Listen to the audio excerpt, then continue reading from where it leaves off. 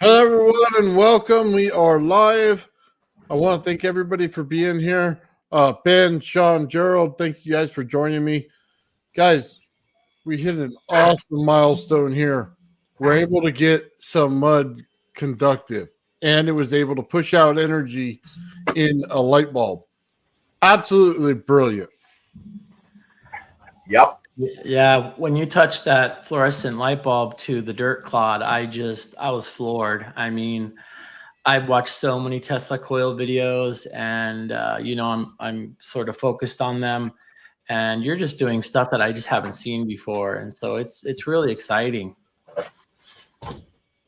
Yeah, I love the fact, by the way, I'm not even attaching to the Tesla coil. I'm simply putting it down the center, and it probably drives people nuts. Yep, because they all don't believe it. Even in the comment section of the video there, Todd DeCiotto had made a comment saying that the test is inconclusive because you didn't try the glass and the... I'm sorry, I know exactly what's going on. Todd, with all due respect, you need to do the experiments. And you see exactly what it is that we know. Yeah. I've seen so many different Tesla experiments with the Tesla coil. Never have I ever seen anybody replicate the ground as a conductor experiment, where Tesla would stick the light bulbs in the ground and they light up. That's essentially the same thing. It's exactly the same thing. That's an iconic photo of him with all those light bulbs lighting up. We're gonna have a picture of Nathan soon, and he's gonna have his whole backyard like that. What's going on, Joe? Party like that. Hey, what's going on, everybody? I was just popping in to congratulate you on that, man. That was huge. I'm very impressed by it. Thank you. Yeah. That's it. I'll catch you guys later. Good to see you, Joe. Good to see you. Had to pop on. Later, Joe. I was reading the conventional wisdom, Nathan, on using Tesla coils to have wireless energy. And the conventional wisdom is that if you were to have a Tesla coil power just one room, that it would induce dangerous currents into your body. And so, I mean, I didn't see any dangerous currents in your body. So, I mean, I know you'd feel it because you're an expert at getting shocked. I love it. I'm an expert in being shocked. Right. Gotta try it and find out. Sometimes you're collateral damage. That's right. That's so right. I did want to answer a question here. Okay. So why are you not getting shocked when you put your foot to the ground? It's an interesting part of the question, isn't it?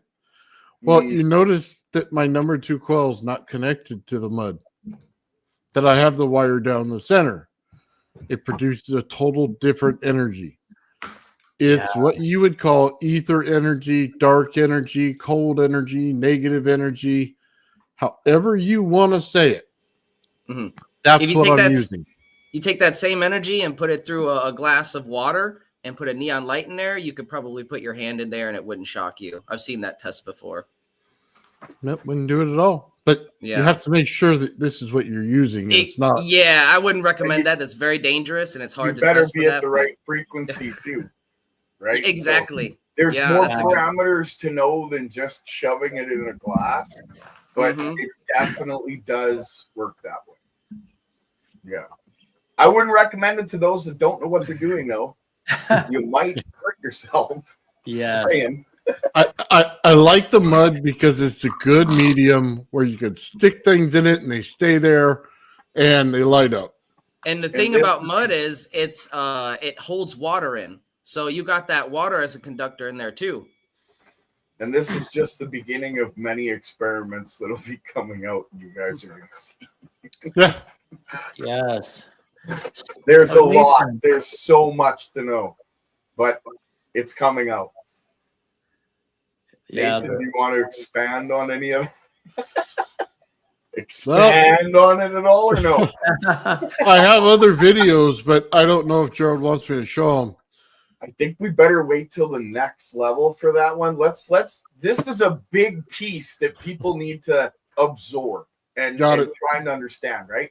The next step will be another big piece to absorb, maybe even bigger than this one. Oh, it is. Something to think about, everyone. But you have to start here. Yep. So let me just tell you what's going on. Okay. When you have a wire and it comes through the center of your Tesla coil, yes, you will be able to light up a light bulb if you put it right next to it. There's no question there. But your distance is limited. So you have to add capacitance to that in order to amplify the field.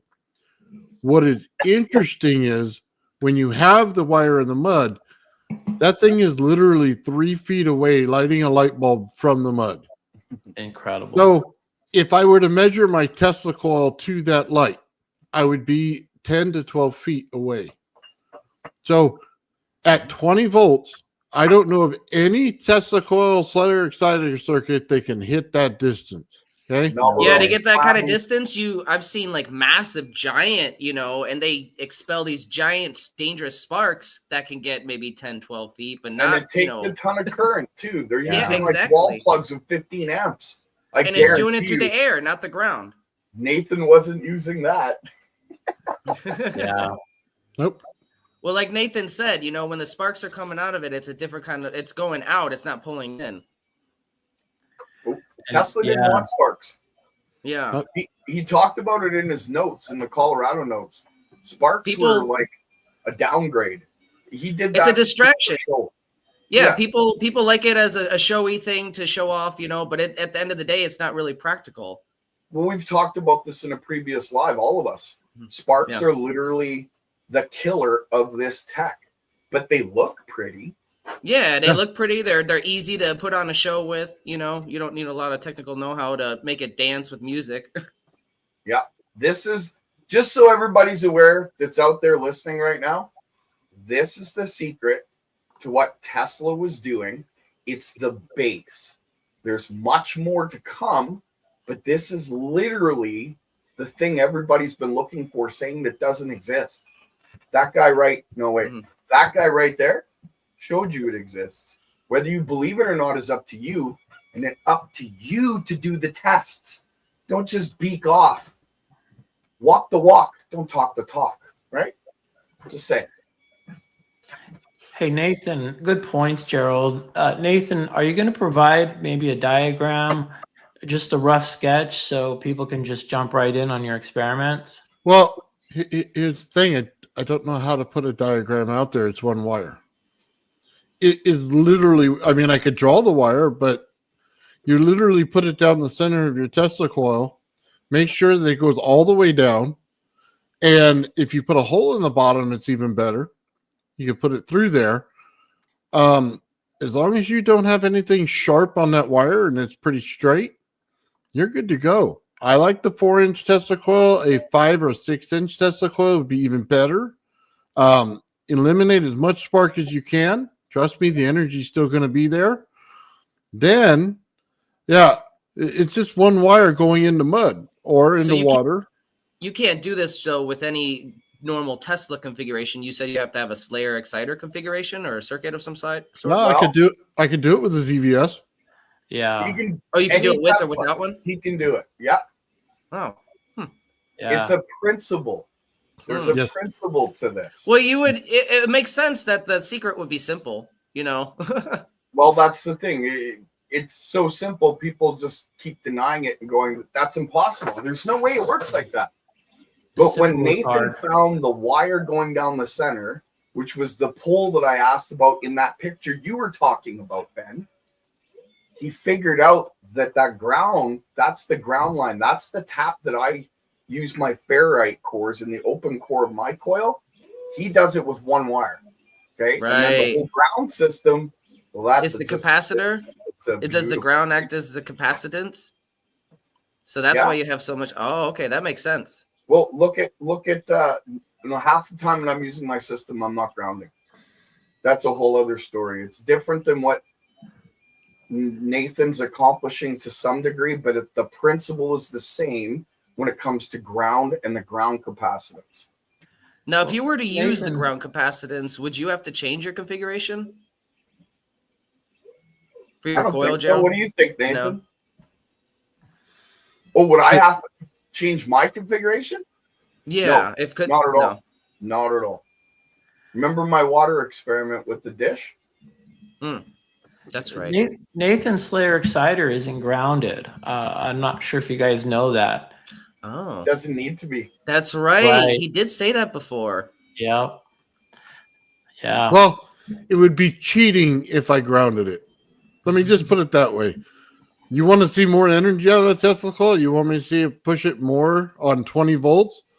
Watch Yeah. me double ground it and then get ready. Then I can really push some distance on 20 volts.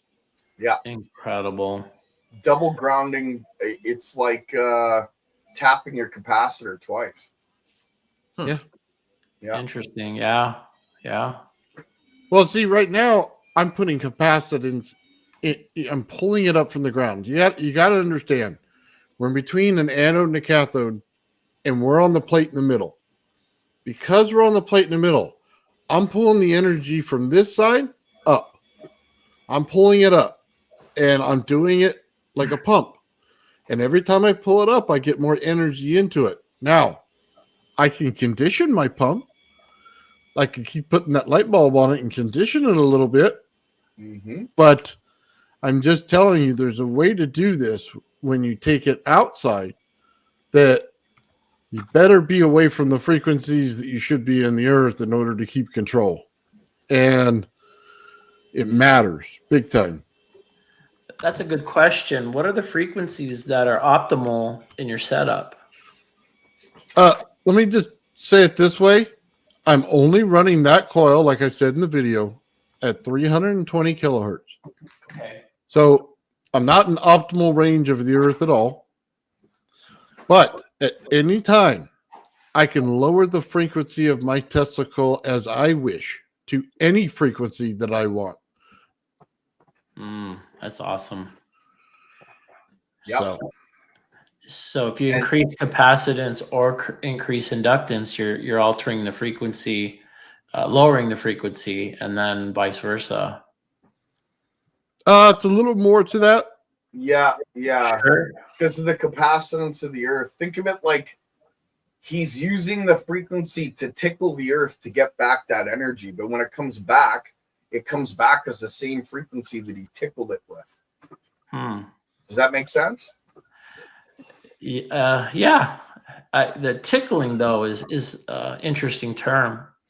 Yeah, it's just It's a localized capacitance. Yeah. I'm not reaching any deeper into the earth.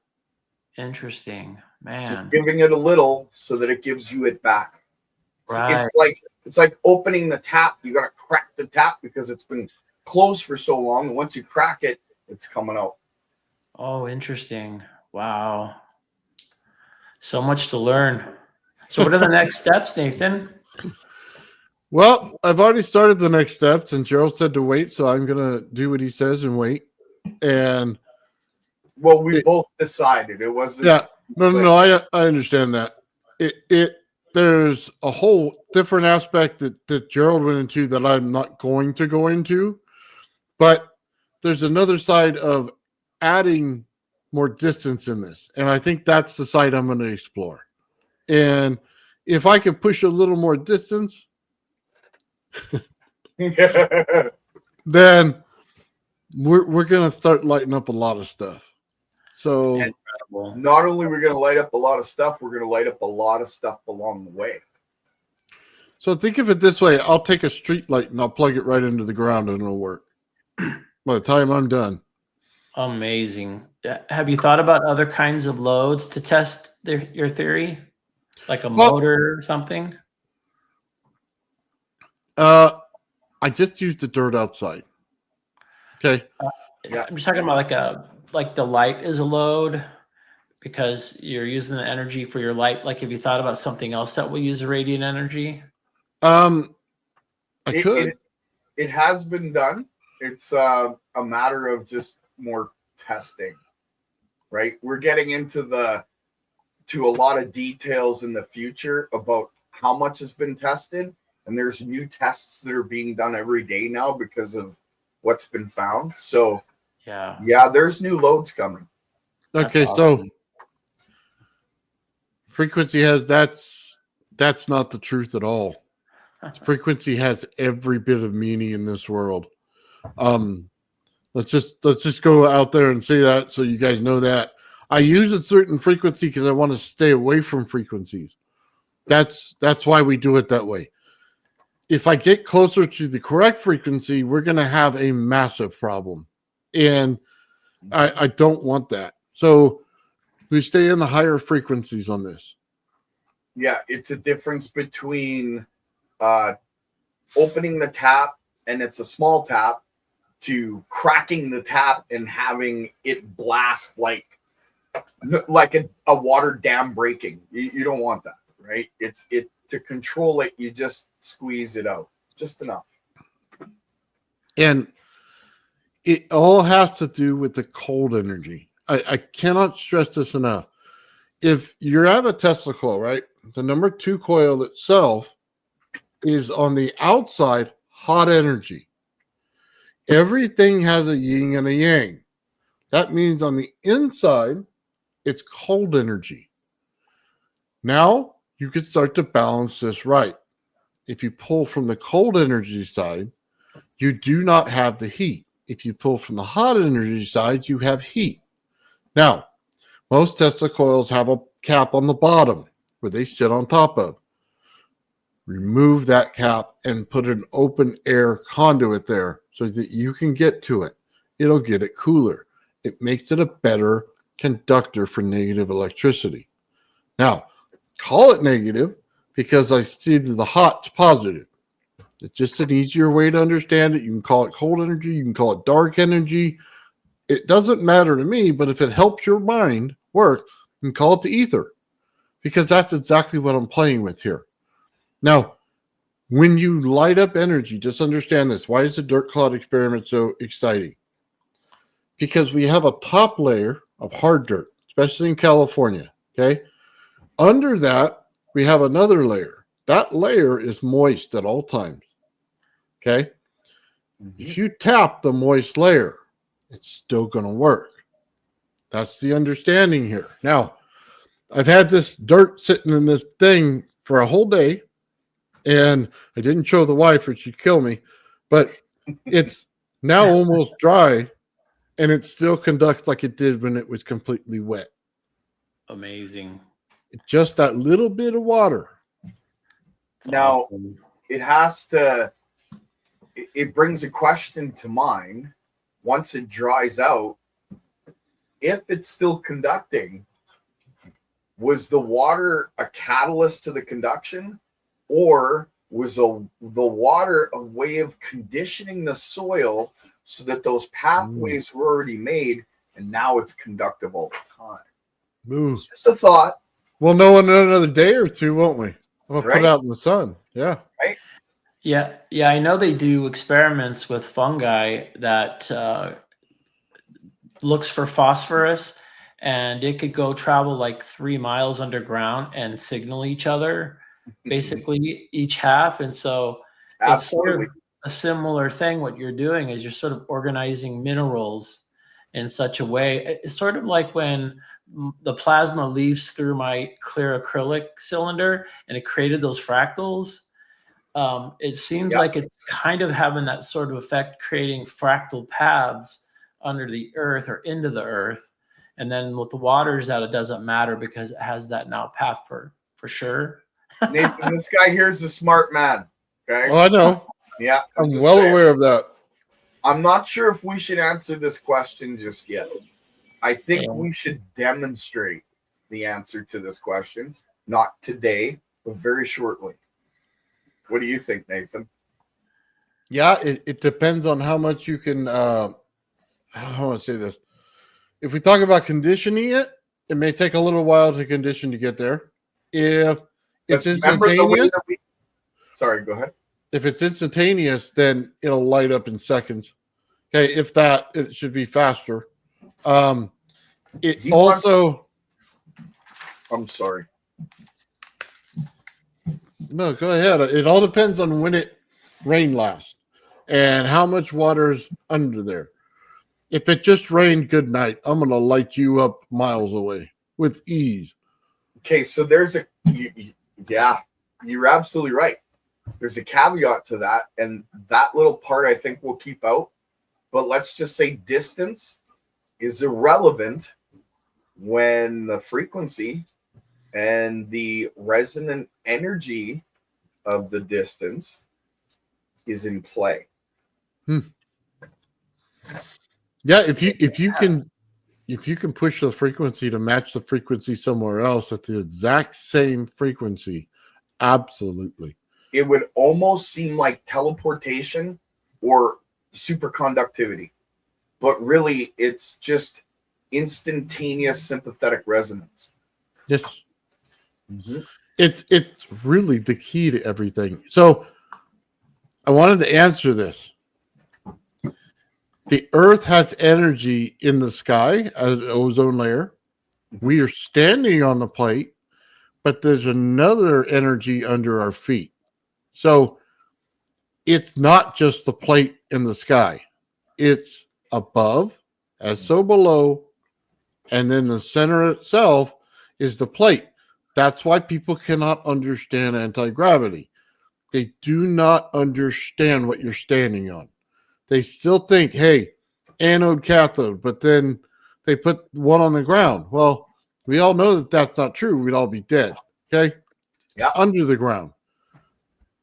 So that's why. Because we're standing on the center plate and we're saturated. And we're saturated with energy that makes us stick to the ground. And just so we know, that energy, it fills in the distance. So you're not getting to fly like that. Okay, not that way, not until you do some other things. Amazing. Amazing. Yeah, that's cool. Absolutely phenomenal is what it is. And it's Yes. going to get better. So what are the size of those fluorescent light bulbs? I want to get some. I can look. I don't know. To be honest with you, all I did was pull at my grandma's house. I went over and pulled them out. They're all blown. Oh, okay. So I'll pull one real quick. Okay. I think these are the same size, right? These are 4-footers. 4 foot. Yeah. I think he might have had 3-footers actually. Is there a brand you prefer or just? Not really. This is GE, but I mean, a fluorescent bulb is a fluorescent bulb, right? Right. So what do you have on your Joe? This is a 4-footer. It's just a white fluorescent from GE, right? Very nice. But I don't know. I think you had a 3-footer, didn't you? I got a 4-footer and it's 40 watts. Is that what you were using in the experiment? Mm-hmm. Nice. That's it. So yeah, same thing. 4 feet. Thanks. Tim Johnson's asking Gerald to draw the circuit. He makes them excited. I'm not allowed. Nathan said I'm not allowed. I'm sorry. That's We hilarious. haven't hired somebody to censor Gerald yet when he starts drawing. Right away, the screen starts flashing, and so yeah. Joe's gonna have his own excitation circuit. Oh no. That's horrible. I love it. I'm sorry. Hey, Going to the sewer. did you ever get a chance to order those little neons? The link that I sent you, No, Gerald? I didn't. I'm gonna do that tomorrow. Awesome. I have to wait till payday. So No, that's fine. I just was wondering. Those things are really cool. I think you're gonna like them. I'm excited to get them. To be honest with you, I have an idea for them. I'm gonna try and match them with the capacitor song that I'm trying to build. But I'm going through capacitors like crazy. I still have a little box though. I'm gonna start showing all the videos I've taken from trying to get the song right. Man, I look like a schoolgirl at some point. You guys are gonna laugh because I had it timed and they'd be going off and then one wouldn't go off and I'd be like, "What the bitch?" And I'd scream like a little girl. And it's just funny, right? So if I can match it with the neons, that would be kind of cool. That's brilliant. I'll put that out. That's so I cool. will. I can't wait Oh. for that one. Yeah, sometimes bloopers are fun. Yeah, you can also use the neons because I know you have 2 different neons in your circuit, so you can use them for like identification. Like color coding, salt, and all that. So they're fun. So, real quick, guys, I want to impart some wisdom on people because it was originally this test was made for my gravity flyer. I was trying to show people the simple understanding of how to make the ground conductive, okay, or put capacitance in the ground. Now, the actual answer to the gravity flyer, what is it? Is it the ground itself that's so highly conductive that it creates a field that pushes the gravity flyer up? Or is it something more than that? So there's 2 answers to the question. Originally, when it's on the ground, it will create a field around it. It will fill in that field with the same energy as the Earth. Now it can play in the dielectric plane between the plate and the ozone layer of the Earth. Now, there are 2 parts to it because once you get past a certain level, you are no longer in the area where you can pull the energy from the Earth. You have to have it in the craft. And there's Alexi's experiment where it's 4 or 5 feet off the ground, maybe 6. Then there's an experiment where it's 15 feet off the ground. There's the difference right there. You can tell he went from one to another, no matter how you want to say it. You do not have enough energy in the ground because it's cold to have enough heat in the system in order to push it that far up. Magnetism works on heat. This is not magnetism. This is charge. Charge works in a cold field. Now, you're going to have 2. So the second part still has to be explored. Did I answer the first part? Yes, I did. With capacitance in the ground, you'll get lift. Now, can you convert that to higher lift? We'll see. That's the answer to the gravity flyer right there. There's 2 parts to it. One has to do with this. So most people would say when they first do the test, it's not anti-gravity. But then if you're a quitter, yeah, you could say that. But I don't quit. So you have to find the real answer. Who knows? Maybe that first initial lift isn't anti-gravity, but you need that first initial lift to obtain anti-gravity. I'm just saying. I mean, you guys have all seen my coil jumping 3 times over the magnet. Just makes one wonder, if you're tapping the Earth, aren't you creating some sort of a magnet? Oh, that's just a thought. No, don't worry about that. Just saying, man. By the way, just because we're on the gravity flyer a little bit, I just want to say this. Alexi used 32 volts at 0.75 amp. So he didn't even put a full amp in there. And some even say he used the 16 volt setting at the same amperage. Now, what does that mean? He didn't have a whole lot of heat in the system because heat immediately ruins cold energy because it uses the energy itself. So if he overheated it by putting in a ton of electricity on those plates like everybody wants to do, you immediately failed and it won't work. It's the fact that there's a little there to be able to manipulate and move. That's the key. Everything else is cold. It's about subtlety, right? That's right. Light, sort of. Yeah. It's just a lot of this has to do, can you move the heat? Can you start moving heat and cold? Do you know how to do that? Do you know that it's amps when you do heat? Do you know it's frequency when you do voltage? Do you know how to manipulate it? I did a big thing on this to try to show people. I just wish they listened a little more because it would explain a lot on how voltage works and then how to get things to move in your system. Well, I think people are listening. I just think that it's hard for people to believe the stuff they're hearing, right? Because it is out of the norm, and they usually go to the physics community in order to look for this sort of thing. But unfortunately, the physics community has sort of dropped off when it comes to certain experiments, and they've left things alone because I think that it got shown to be woo, and they won't touch the woo. Well, we're all fringe think tankers here, man. The woo is what we do. And Yeah, give me the woo. Woohoo.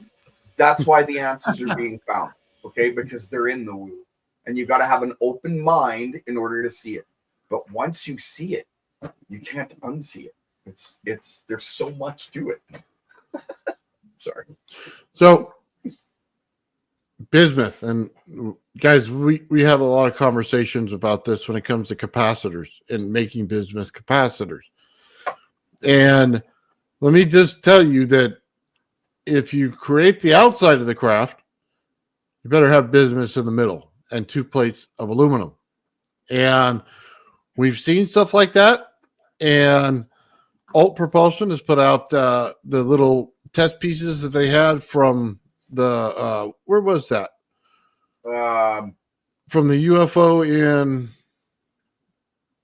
Yeah, it was a donation, I think. And they had like a chain of custody, and it's all done legit, but it's apparently a UFO piece. Yeah. Yeah. Is that what you're talking about? From Roswell. Yeah. So they are starting to explore that, and they've already found that bismuth is a masterful amount of energy in there, and automatically goes like this and then goes straight up. Total energy. Absolute credit to them for doing the test on that. That was awesome. And it should tell us all when we create a craft on the outside, if we want to create the more energy, you need that capacitance. And crystal's a very unique structure when you build it. And every side matters because it does a different thing. One's magnetic, one has frequency, one does resonance. They all have a different things, and until you get them all, you're not lighting it up right. So bismuth has a crystalline structure. I think I heard that before. Yep. Yeah. That makes a lot of sense. Oh yeah, thank you, Curtis Horn. Arts Parts. That's what it was called. Yeah. Yeah, so that It's gonna was get interesting. Yeah, we're all kind of racing towards the finish, but you can't do one thing without the other, and you got to do all the testing. Yep, absolutely. This isn't going to be solved in the math world until you define some parameters for them to work on the math. And right now, we're defining parameters. That's exactly right. We're doing the experiments. We're going to show the devices. We're going to lay out the experiments. Then you guys can do the experiments and confirm everything.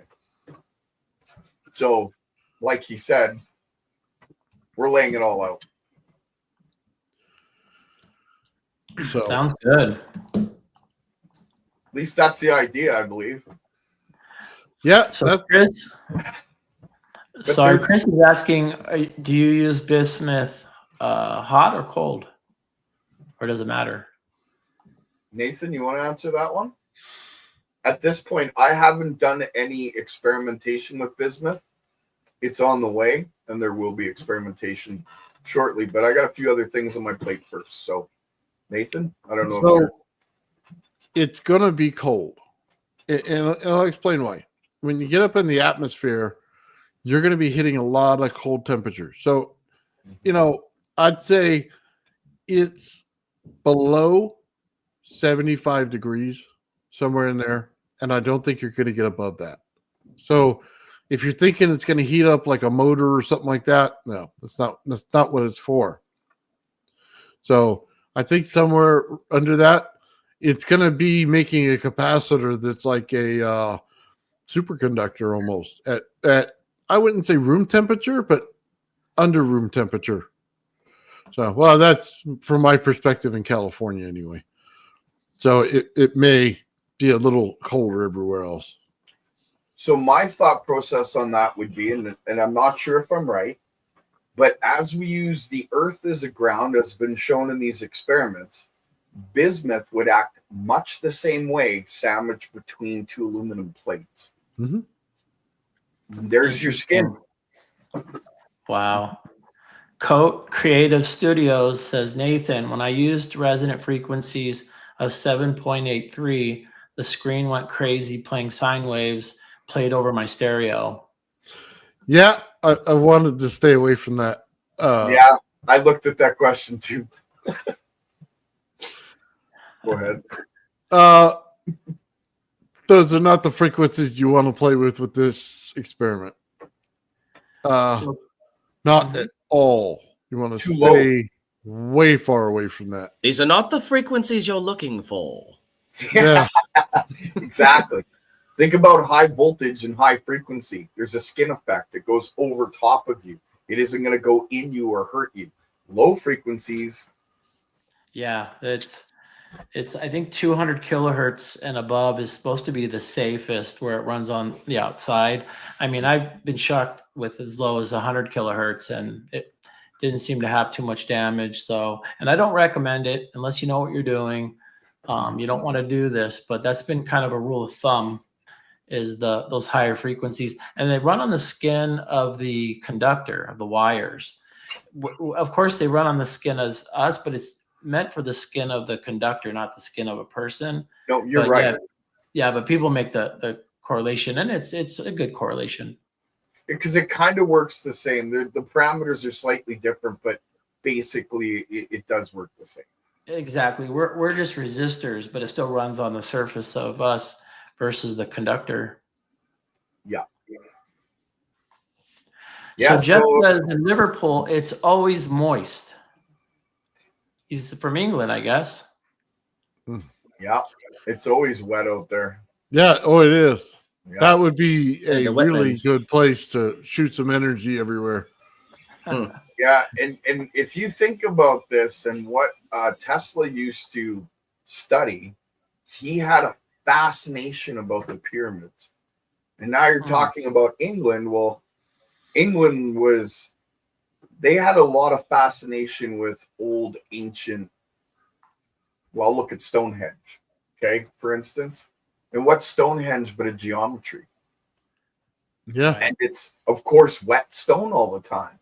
So could energy bounce between each stone in a certain frequency when it's grounded out like a Tesla coil? Absolutely. So Right. in that sense, they could have acted like what or replicate what a coil does with negative energy. You're saying maybe.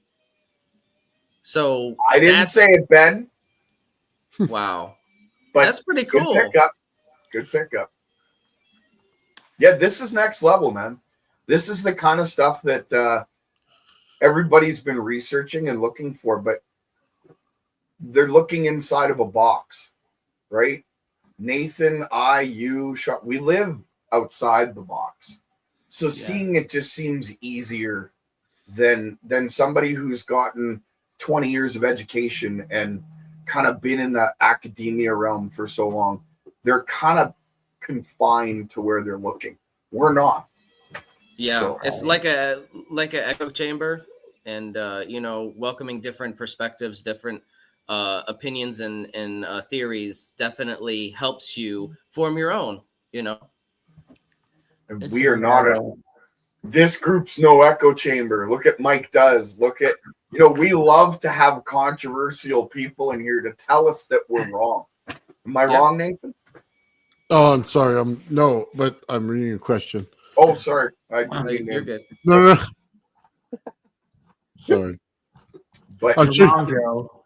there's questions that I don't want to answer because I'm going to throw somebody right directly under the bus if I do. And understandable. so, yeah, there's wood has a effect that pulls things down to it. Let's just say it that way. I see. Okay. And it creates a charged state. And you can create a charged state, but I can guarantee you, and I could put my house on the line, I don't think anybody's lifted the charged state from the table. Yeah, and I'll say this about certain questions.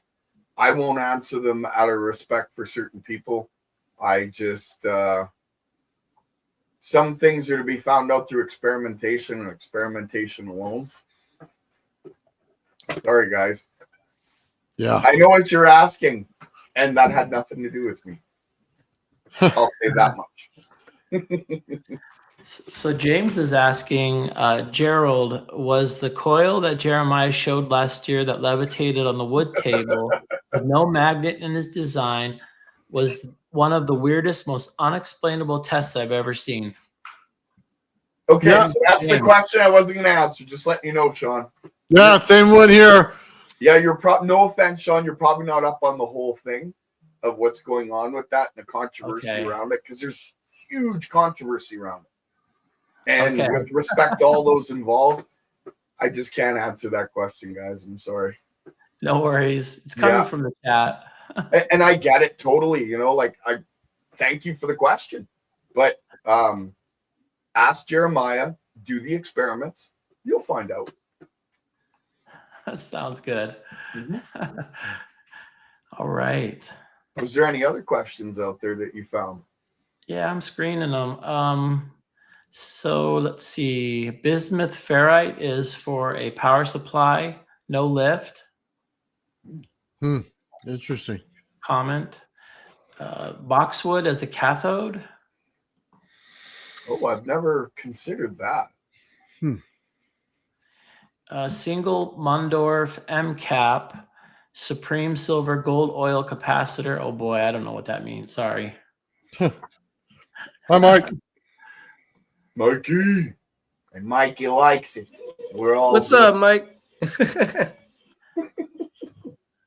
Is it Mike Faraday? Yeah. Yeah. Mike Faraday. Yeah, he's the other one of the crew. He's the battery guy. Yeah, his batteries just keep going and going and going. Follow the white rabbit. Oh. That's awesome. That's awesome. Oh, I got a nice comment. Appreciate the mindfulness of the chat. Yeah. Yeah. Sean, you're doing great. Yeah, we love the chat. Thank you. I also figured out a way, sorry, Ben, to download the chat into a file. So I'm going to figure out a way to streamline that. So because sometimes there's just so many nuggets in the chat, and it's a shame that when the video's posted on YouTube that they're gone. They're in the abyss. Yeah, that's a brilliant idea. Thank you. Appreciate that. Yeah, actually, well, I was one of those people from the chat itself when I first got into all this, trying to put the right theory to the system that I have, right? I was talking to Jeremiah and Jeremy Reese and all those guys just in the chat. And then throughout time, I met Nathan and Ben, and just teams form, right? Yeah. I was in the same place too. I started out in the chat. So yeah, ditto. I put Tesla coil in my search in YouTube, and Nathan came up. So it was history after that. He's the Tesla coil guy, man. That's yeah. the guy right there. No. Sean's the Tesla coil guy. You know what? You're both Tesla. I can't. Yeah. You're both Tesla coil guys. Yeah. That's really hard to do when your screen's like all. I know. I give Sean all the credit in the world. He definitely ahead of me. I just have a creative mind that keeps pushing things in different directions that nobody really goes. That's the way to do it, man. It's the only way you find answers. Appreciate it. Yeah. Thank you. Ben, you guys are all pioneers in your respective fields. Thanks, man. Yeah, I'm a legend in my own mind. Yeah. So Jabber's asking or making a comment here that bismuth is diamagnetic and would be great for lift when layered like a capacitor. Right. And putting bismuth between two aluminum plates would be as a capacitor. Yeah. It's the way it should be used. I've got to do that. Let's put it this way. It's like making a peg cell, but you're now just doing it with bismuth. We're just replacing the material that's being used in the middle. Now, when it electrifies the outside of it, and you're actually going to grow the bismuth inside of it. That's the thing about crystal, is it'll start to grow inside of the structure. You're not filling it in and then capping it. You're building it inside the structure. So if you ever put like crystal in the microwave and made it, you know what I mean, the little kids thing that you get at the hobby shop, it's kind of like the same thing. you're going to be putting this stuff on the outside and allowing it to grow into the aluminum. And that's the key. If you try to do it any other way, oh, what a nightmare. Yeah, no, thank you. Yeah, once it grows, it's almost as if it would be like, hypothetically, of course, breathing, almost as if it's alive because of the way that the capacitance flow would be around the ship. Just a thought, right? Yeah, like an organism. Yeah. Yeah. So from Eric here, what determines the height of lift in the Grabiflyer? The height of the lift is determined by how much bounce you get in each time you push the piezoelectric buzzer. So as soon as you push this thing, right, it's basically just piezoelectricity, and it's going to push down. Now, if you push it real hard, it tinks the center plate. Bad. Push it down a little bit, touches the diaphragm. Just like this, okay? You're imparting a little bit of heat into a cold system. So the cold system rises to get to the heat. However, at a controlled distance, it never gets there. But it will find the area the heat was in and stop. That's it. So you're going to control your system based on that. Wow. Can it go further up? How long are your cords? Can you create a power source like Mike does and get your initial run to start? That's it. I mean, after this, it's basic just mechanics to figure out the rest of it. The secret sauce is right there. I'm telling you what it is. I'm not lying to anyone. Yeah, you have a way of simplifying it too, so that emphasizes your understanding of the topic. That just like blew my mind how simple you made it. The explainer, right? Like, Yeah, that threw me off when I first started listening to Nathan. I'm like, I have no idea what he's saying because he doesn't use the scientific jargon. And I stayed with him, and I'm like, oh my goodness, he knows what he's talking about. He's just trying to keep it in the general vernacular. He's not. Yeah, he likes to open it up using- for a general audience, so people who don't have a strong understanding of this stuff can kind of grasp it, like myself. And I'm starting to get it with Nathan's explanations and Gerald and Sean and everybody here, really. well, once you start explaining it in physics terms, the only people that understand it are physics professors and students. That's not the goal here. The goal is for everyone. Backyard mechanics, basement dwellers, people that work in their garage, people that tinker. It's time for everyone to start doing the experiments, get out there, find this for yourselves because it's going to help you a lot. Right. I mean, look at how energy bills are through the roof these days. How much could this help? I don't know. Just saying. Yeah, good points. Good points. Ian Jackson says to Gerald, Stonehenge was sarsen, 99.7% quartz. The other stone or sandstone. Yep. And sandstone is a lot like mud. And quartz, the energy goes around it. So now you're creating an electrical spin around each stone. Interesting. Wow. We're not too far off from the pyramid, guys. We always talk about it, and you probably wonder why. In all of our experiments, we are closely related to the pyramid in Egypt. So just understand that up front. Guys, this is like a whole world understanding here. And we're just bringing it out enough so that you're on the same page. So when we hit that level, you're like, oh my God, why couldn't I see this? It was right in front of my face the whole time. It's simple as hard. Can we have a theoretical conversation, Chris asks, on how you guys think we could float an airship, small RV? Yeah. We're going to get into that. You wanted to say it, didn't you, Nathan? Yeah. These experiments that we're doing and what Nathan showed today is just literally scratching the surface. There's so much to bring out. Yeah, I will tell you guys, I have experiments done in my front yard with my Grabiflyer.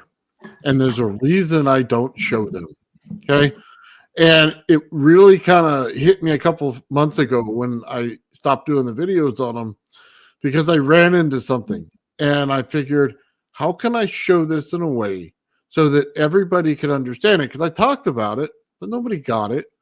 Now that I show an experiment like it, now everybody can start getting back on the same page with me because it was a real sticking point. Because I don't know how many people told me I needed 1,000,000 volts. I don't know how many people told me that it'll never lift in this way. And I don't know how many people told me you can't gain extra energy from the ground.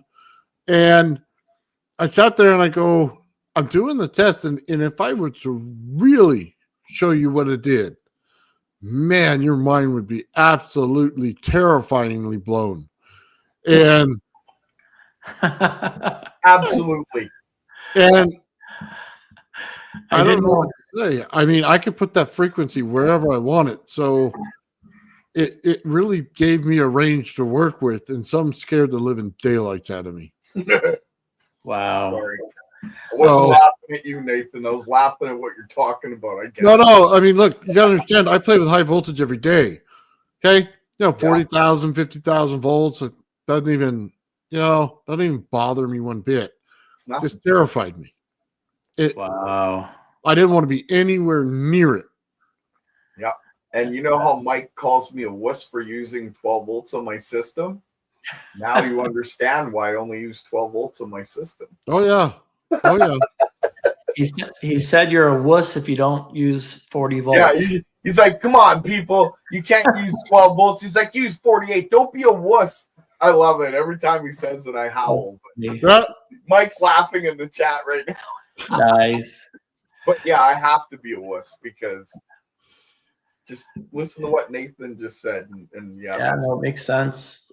Mr. W says, I love you guys. Thanks for all the knowledge and hard work. Cheers from Northern California. Yeah, a lot of love in the chat, guys. Much love to you guys too. His Highness says, I'm a general kind of guy. I thought he said Gerald. I missed that part. Yeah, it's a general kind of guy because they're explaining things in general terms. Everybody loves that. That makes sense. You know, it was just easier to do it that way. Look, I can study and write down all the terms. But then what are the physicists going to translate? They don't have to translate anything. They just write the paper. I would have just wrote the paper myself. Okay? And so, I mean, just you're going to have to understand some things in some common terms and look at the experiments and find out what I'm trying to aim for. Because I'm telling you, it's not like I'm lying to you. I'm directly telling you what I'm doing. And I'm not hiding it. I'm not in any way hiding any wires. I'm showing you it is simply one wire down the center of the Tesla coil. And I keep repeating myself, and I did it constantly in the video. So I wanted you to understand it was not attached to my number 2 coil. And I've had so many people tell me, oh, it's attached. Oh, it's attached. No, it's not. It's just not. It has nothing to, matter of fact, I can take a brass rod and run it down there and be just as good. It would still have no problem. It might work better. Yeah. Yeah. Yeah. Oh, yeah. See, and I think the issue for people is they hear that and they go, well, if it's not touching the end of your primary and it's not touching your secondary, it's magic. It's not touching anything. Well, I don't know how to put that, man. Like, I do it all the time. You do it all. There's other people that are doing it now. Yeah. So everybody should start doing it. Oh, they really are. I'm in contact with people daily who are starting to understand what I'm saying, and they're starting to replicate those experiments. And it's gone like all around. I mean, it's not just here in the U.S., not just in Canada. It's in England. New Zealand. They're all putting it together. Yeah. So it's coming, everybody. It's coming. And can't stop it. I told people the reverse of the experiment. So when you cap both sides of your Tesla coil, you get more heat, which gives you more energy that goes out from the hot side of your Tesla coil. When you open it, the hot side comes down, the amount of spark comes down, and now the coldness goes further down. It gets colder. It's Mhm. it's just an understanding of electricity and the way it works. But once you know it and you can manipulate it, now you can change exactly how much you have. I mean, look, it's as simple as this. I could put little barn doors on the thing and open them up and get this thing to run on cold electricity. I put the barn doors closed and this thing would run on hot electricity.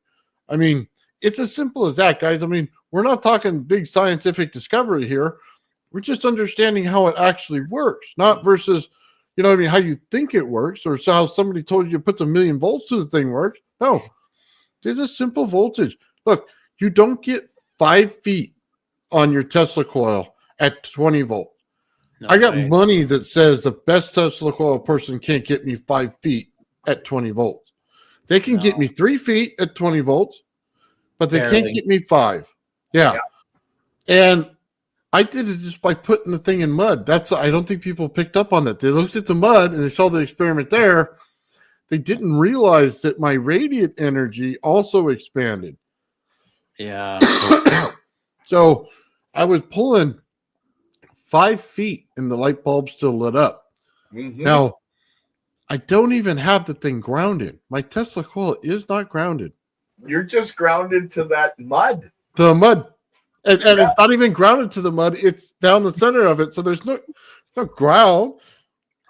It's resonant mud. No, it's special mud. It's enough to drive you absolutely insane if you have specific rules on Tesla coils. It'll absolutely just drive you insane. Especially Yeah. if you've been conditioned to think a certain way only. It's hard to break out of that paradigm of thought, right? You see somebody doing it automatically, you go, that's magic. It's got to be fake. But do the Right. experiment. Check it out. Everybody can build a Tesla coil, Yeah. right? Hey, Not everybody can build them as good as you guys. I'm just Take it back, kidding. you know. Well, hey, I gave the secret of the circuit away a long time ago. And we did it on our builder's workshop as well. I gave it away there too. Yeah. So it's definitely on my channel. I think this isn't hard. I mean, we're talking maybe 10 minutes of your time, if that, in order to, put the circuit in there. I mean, I Yep. think what was it? 3, 4, 5 solder connections is all it was. That's it. Yeah. It's got one resistor, one transistor, and that's it. Those are your 2 parts. Amazing. Yeah, amazing. His Highness asks plasma thrusters. No, when you get to space, it could work. I don't do anything like that. Because, how I'll say this. They don't understand rotation in plasma when it comes to a rocket. The most powerful rocket that was ever created rotated the energy coming out of it, right? So what we do now is we force straight down. That's really not good. The problem with rotation is it'll actually explode things faster. So you have a bigger rate of explosion there. Now, when you get into plasma and stuff like that, you want to rotate this stuff with magnetism in order to get it to rotate properly. Now, can you take the ion wind and convert it to a plasma? Yeah, you can. You're going to have to know how to run it, though. It's going to be more of a not an ion wind, though. It's going to be more of a magnetron creating the plasma in order to do it. And if you don't know that electricity flows on the outside, this is going to be very hard. If you start looking at the electrons of it, well, let's just say, let's stop the electron talk and just look at the field.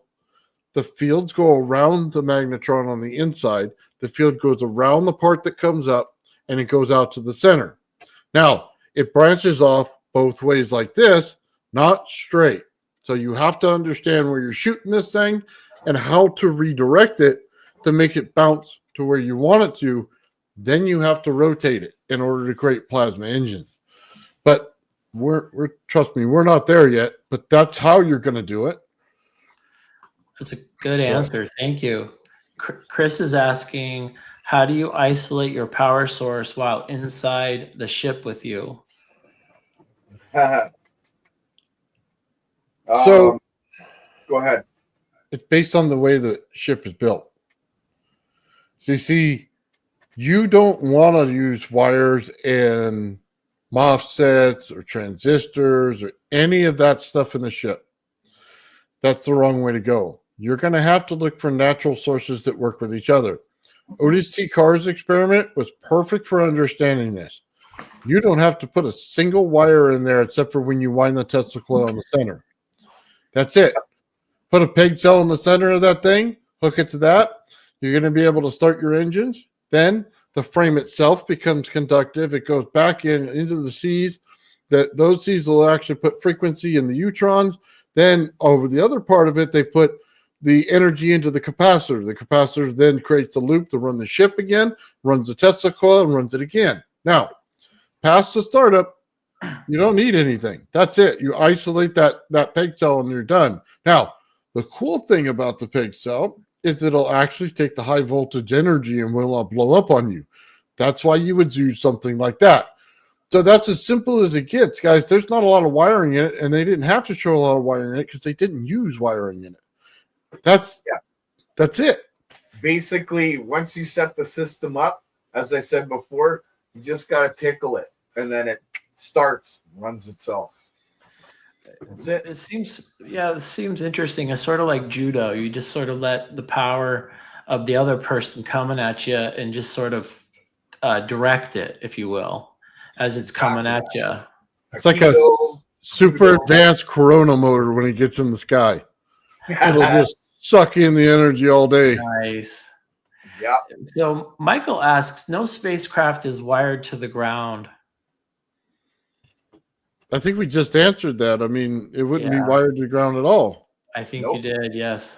Once you create that bubble, just understand this. Once you create the bubble, you have to start thinking about it is what kind of energy are you putting in? Everybody goes, is it AC? Is it DC? Well, the answer is neither. The Earth itself has its own energy. Match the energy, play in the field. Okay? You have a field here. If you don't match the energy, you can't play. You're thrown out. You suck. You're out. You're no good. Okay? Yeah. Match the energy, play in the field. That's it. But every planet has its own energy. You have to learn each planet, learn the energy, play in the field. I'm giving you a tool to learn it. Yeah. So would the moon. The moon would have its own energy too. Yes, it would. Yeah. I think that sucker's hollow, man. Ooh, give me some of that moon juice. It rang like a bell when they crashed the moon rover into it. So yeah, that was very telling. I think. I think it is the perfect resonance chamber that I would find at the core of a planet somewhere that has the right crystalline form in it in order to produce this energy. Frequency and crystalline form is the best thing in the world. It's awesome. We have pockets in the earth that just have crystal caves in them. Yeah. Absolutely fantastic to learn something. And they are super hot, man, when you go in there. And they ring at a certain frequency. Yeah. All this stuff is connected, everybody. Like when they put those little bell-shaped things over the they have this frequency chamber, right? A little chamber under the ground. And they put this bell-shaped thing over the top. And this is all in ancient history, right? And on the bell-shaped thing, it'll be a carving of exactly the frequency that it is. So when they put it over there, right, they know the frequency. Now, depending on what that frequency does, that's what they use that chamber for, okay? And all throughout history, they just use the earth and that. How would they know how to work that? If you lived under the surface of the earth, you're going to find these anomalies everywhere. Every time you create a cavern, it's going to create a frequency in the cavern, depending on how it's built. Well, I guess it wouldn't be that hard to figure it out, would it? Nope. Now you know. Yeah, it's just like producing an echo. Produce a system that creates an echo. Ride the top of the wave of the echo. That's a good analogy. Jabber makes a comment here that you would use microwave vapor deposition and create a nearly 1 atom layer thick of high capacitance combined with high frequency, and then you churn the ether. Is he talking about the plasma engine still? I think Or it's just Be a microwave plasma engine. Yeah. Yeah. that's what it sounds like. I think that's the way. I could be wrong, but. Yeah, a lot of that stuff you're going to need it mostly for stopping. When you get in space, there's not a lot of resistance. So you're going to need it for starting and stopping. And that's basically it. So the space in between, you're going to travel at very fast distances. Now, again, hot and cold in a system, you have to start thinking about that when you get out there. You can traverse a lot of distance if you understand heat and cold control. Now, I'll just leave it at that, but you're gonna get that sucker moving. I'll give a little caveat to what he just said. If you're in space, it's super cold, right? yes. If your system has to separate the energy so that you can use the cold energy for the actual ship itself, the heat's got to go somewhere, right? Well, what if you stuck it on engines in the back just to get rid of the heat? The very heat sitting in the back burning off would push you forward in space. Ah, interesting. Wow. Everything's connected. Yes. So this looks like a question for Ben. Tesla coil, cool plasma going through a Rodin coil. I know Mike was doing some sort of Tesla coil experiments with the Rodin coils instead of a Tesla coil. Okay. Cold plasma from a Tesla coil to a Rodin coil. to a Rodin coil. Okay. I have the experiment. You want to see it? Yeah, Nathan's done that before. And I know Daniel Nunes actually implemented a plasma tube in one of his frames. So that was a cool idea. I think we can try if we find one. Yeah, it'd be great to see. I love that when you take away the power and it oscillates and it just radiates its own power. It's so amazing. Yeah, put it on mute. Let's see if you here it is. Okay. Fat guy turning off the lights. Hold on.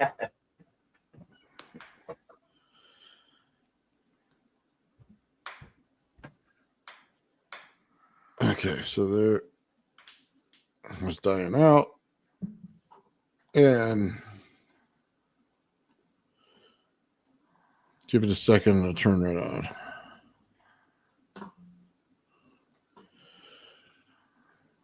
And there you go. We light up a Rodin coil, and I'll show the Tesla coil. It'll show up in just a minute.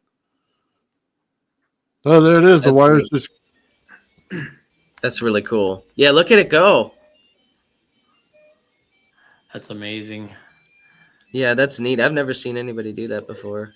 So the slow diminishing of power is the biggest deal, I feel like, because it's at its perfect resonant frequency. It's oscillating with the air. It's so incredible how it just holds that much power after you take away the wire. Because when you take away the wire, it's still powering itself. Yeah, it's a capacitor.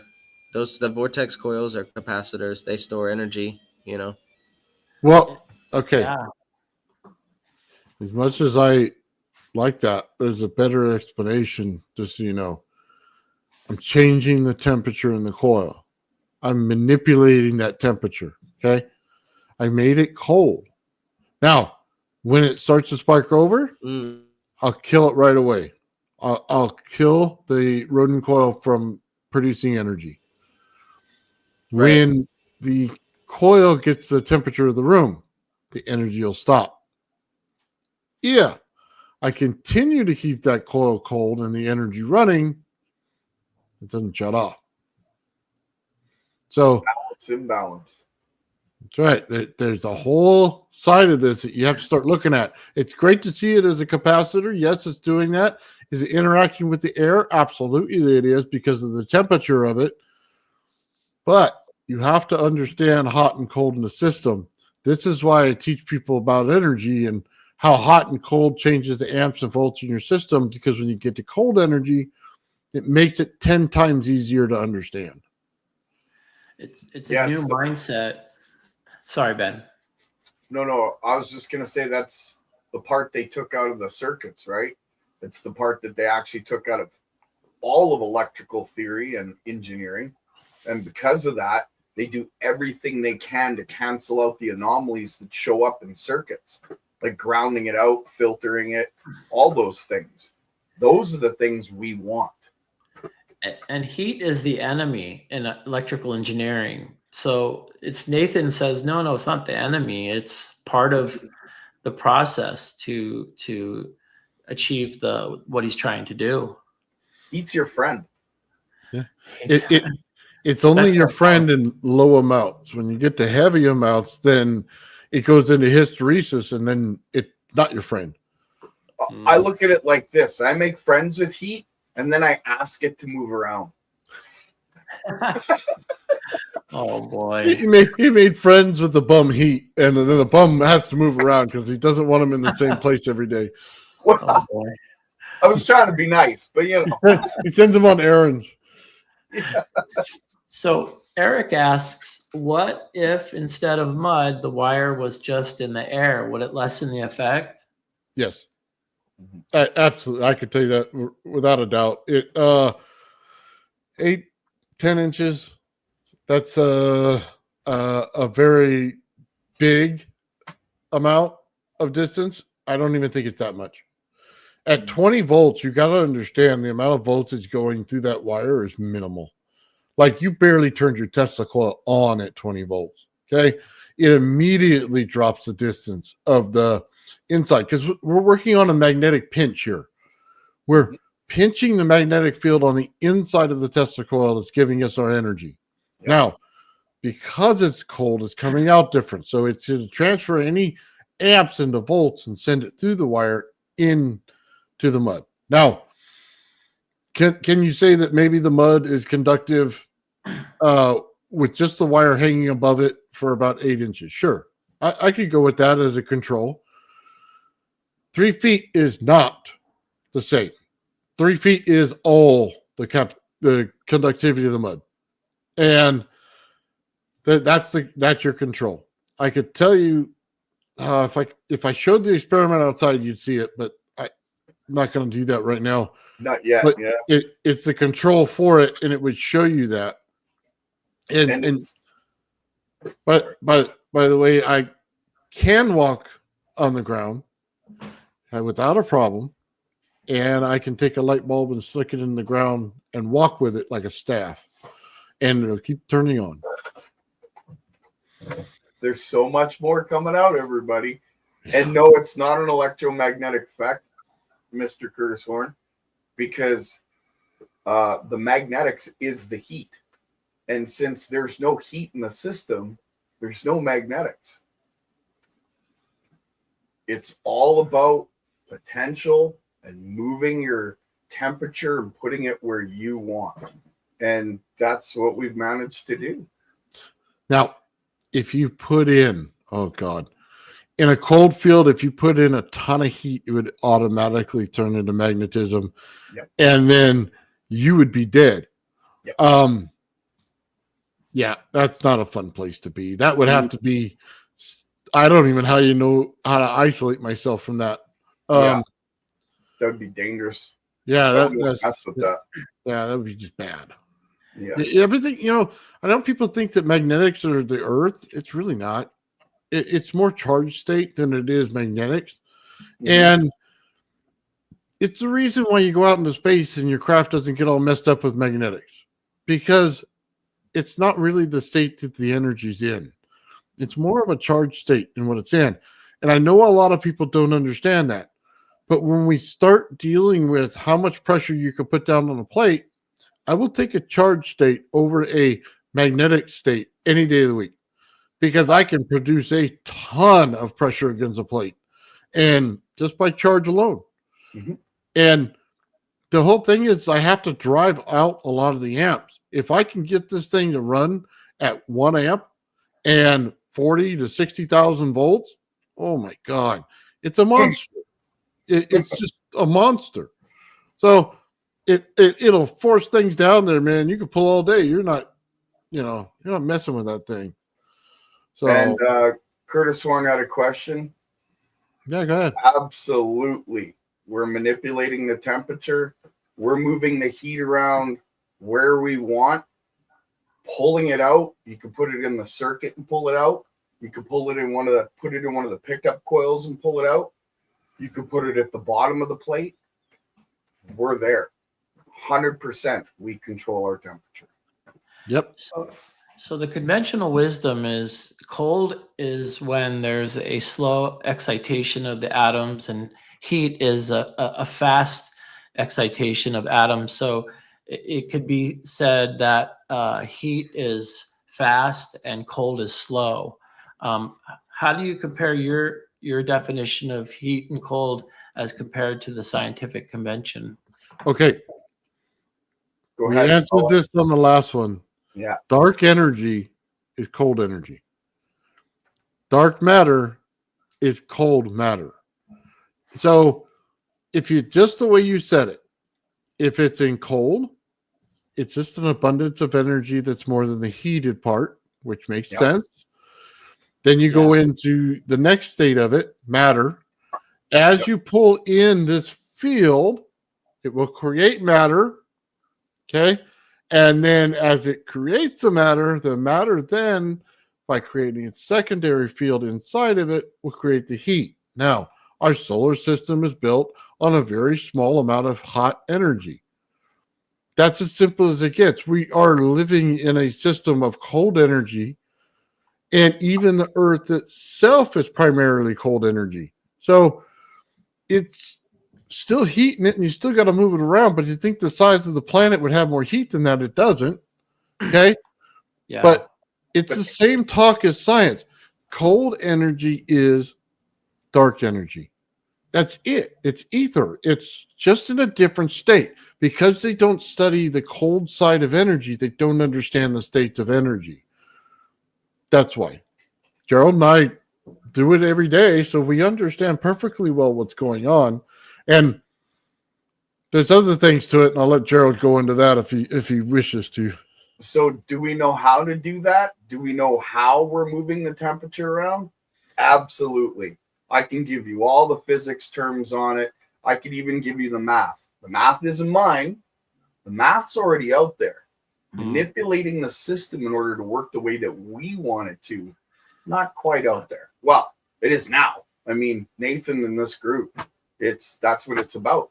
We're about getting out that truth. So, we know exactly how to do it. It's so amazing. This heat and cold, what we call it, theory, or a definition of how the universe works.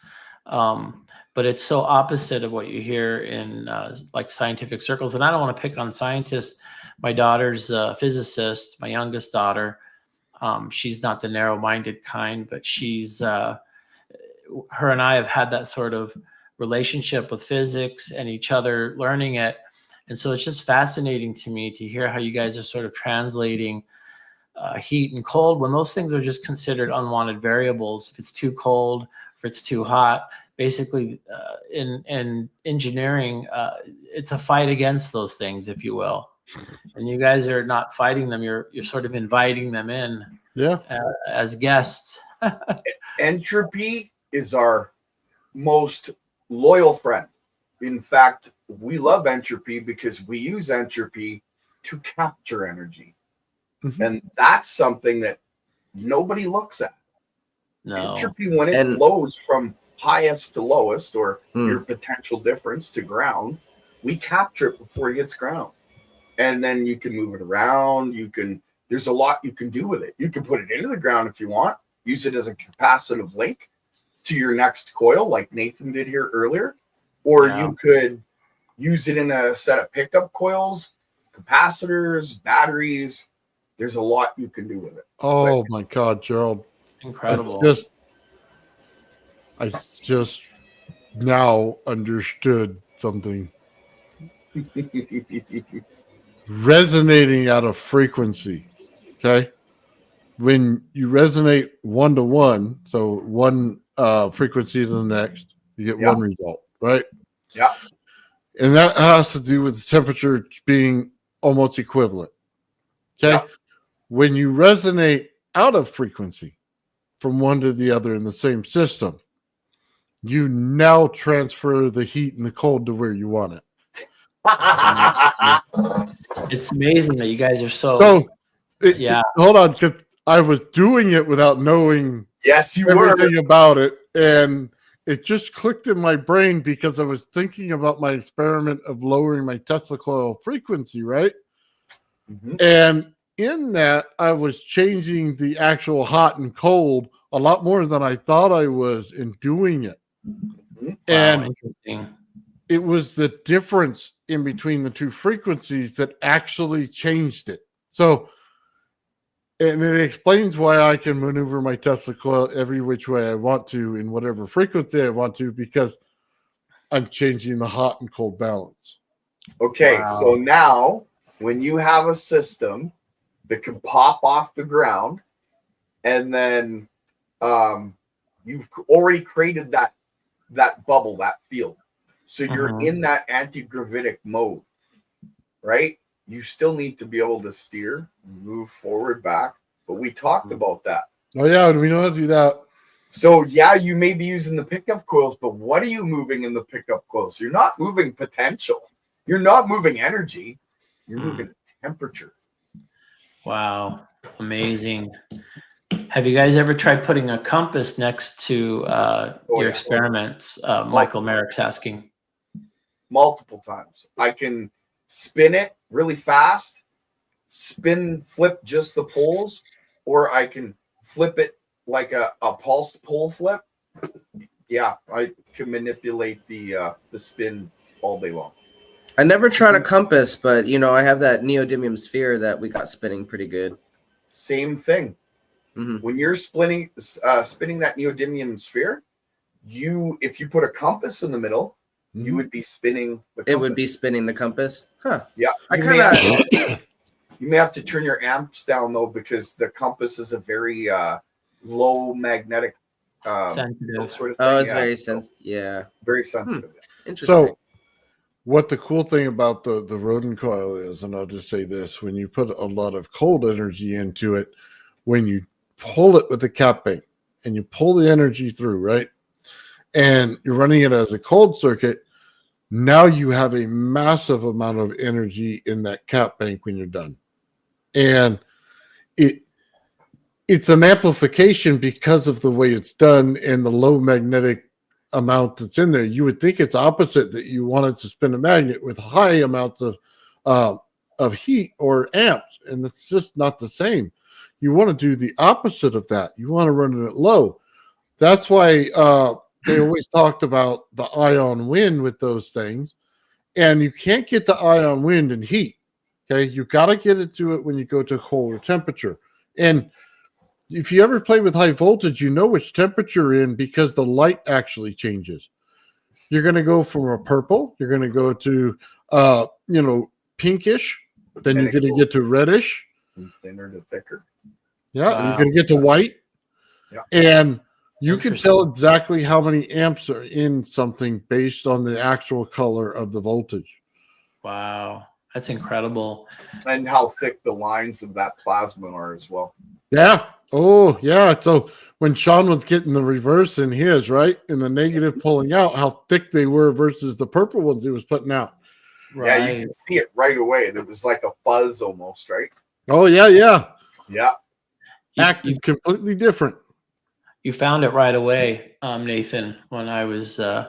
filming the sphere at the top and you seeing the swirls. Yep. Yeah. Incredible. I don't know if it was Sean's experiment or Nathan, your experiment, where on the edge of the Tesla coil, it almost looked like there was an electrical tornado. Do you remember seeing Oh, that? that was mine. That was yours, eh? Yeah. Yeah. It was crazy cool. Like just the effect of it, right? As soon as you Yeah, put the something thin down wire. the center, it changed sizes. It would get bigger or smaller. Yeah, I know exactly what you did. That's cool. That's cool. Yeah, Nathan's you're hooking it up to DC, correct? The 22 volts. Nathan, for your Yes. DC Slayer voltage. Spider? DC voltage, but it's on a PNP. Understand this. It runs on negative energy. The only reason I have a resistor is because I need to manually pulse it. Okay. Now, if I wanted, sorry, go ahead. if I wanted to change the resistance to a lower, I can get it down to 20 kilohertz instead of 47, and I'll still pulse it. So you could put a variable or a pot, potentiometer in there and change it to lower or higher, and I could do that very easily. Nathan, you're doing it all wrong. You should be using an NPN Sure, holding this backward circuit. and inside out. Hey, I give you all the credit in the world, man. Nobody really thinks that way, and they don't understand a transistor more than what it is because they start adding all these big words in there, and it's like, dude, as soon as I hear it, my eyes roll over. I can't stand it. It's like, can you just make it simple? If I plug in this to this, which one's going to work and which way? Which one's the pump and which one's the in and out? Just tell me that. Yeah. Okay. Yeah. Yeah, but you got your emitter and then your collector. And let's not forget you have the base. So to add the base to the collector, you need. I get it. Yeah. Oh, In, out. when they start telling me about electrons, I'm just like, I roll my eyes and I'm done. I'll find another video. I don't want to hear it. I want to know, I'm a guy. Yeah. Tell me the in, tell me the out, tell me where to push, and I'm good to go. That's how it works. I will say this. I'm not up on the whole electron. Like I'm up on, I understand it. Do I believe in it? I'm kind of on the fence. Like I said, I think they're nodes, right? That's what an electron is. It's not so much anyway. But I just brain farted and lost it. I apologize. No worries. It happens once in a while. The chat could probably restart your brain there, Gerald here. Forget conventional wisdom at this point, Sean. Yeah, well taken. Thanks, Curtis. Yeah, it's hard because I've been sort of an amateur physicist for a long time.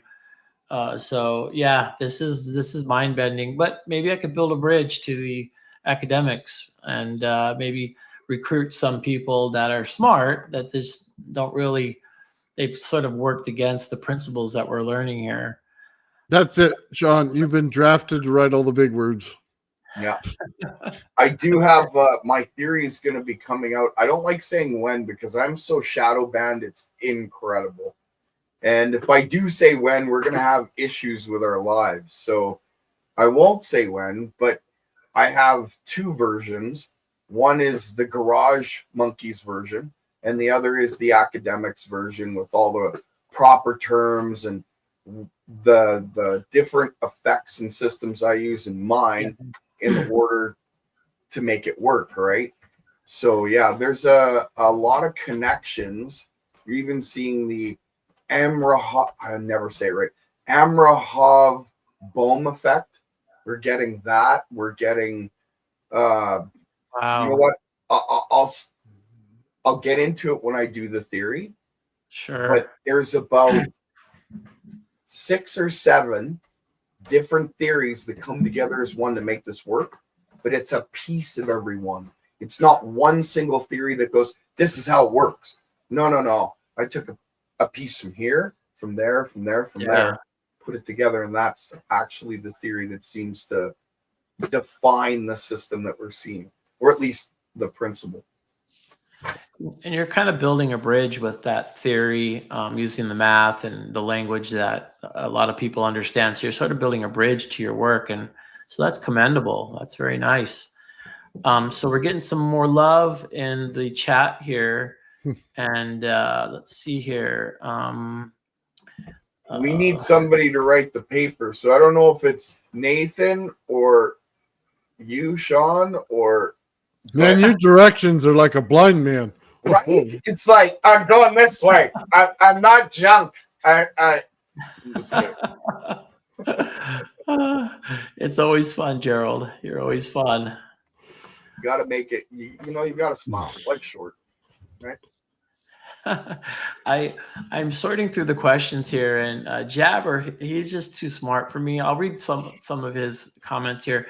Then nanometer scale vacuum transistors would be a quantum transistor that operates in more states, not just on and off, but rather fluctuating potentials, differentials, or electron spin. So are you asking? He's digging into the hot and cold, I think. He's digging into let's see here, fluctuating potential differentials. He's talking about a transistor at the atom or atomic level. It seems like nanoscale. Oh, you're asking if the system is like that. It's not just a transistor is not just on and off. He's saying that it's potential differentials or electron spin. Oh, okay. Yeah, I get that. That's the explanation in the textbook, is it not? I'm not sure. I'm sort of like Nathan. I just like transistors to work. So yeah, that's why mine's backwards, because I wanted to trick the transistor. I didn't want to use the heat that everybody gets out of transistors. I wanted to trick it into not using that. So that's why I did it backwards, right? Yeah. And no, Tim Johnson, I'm not allowed to draw circuits. Yeah, you get a lot of Gerald, please. Draw us a picture. Nope.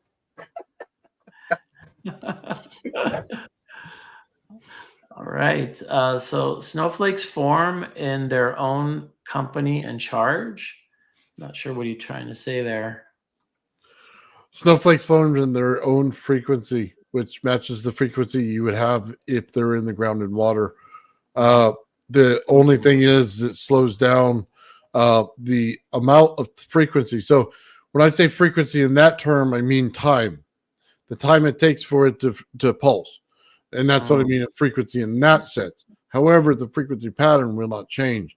Therefore, the snowflake will still fall at the correct pattern, but it's slowed down in how fast it could go because it has more resistance in it. So it's like the division of 2. You start out at 104, you divide it by 2. Okay. So it would be 52, right? Now divide that by 2. It's still the same frequency, pattern, but the actual time it takes is much less. That's probably the best way to say how it happens. That's a great answer. Wow. Here's John Kelly makes an observation that I've seen. High enough frequencies can make a foggy flame. So I've seen that where you get the super high frequencies and it just looks like a flame versus the lower frequencies looking like lightning bolts.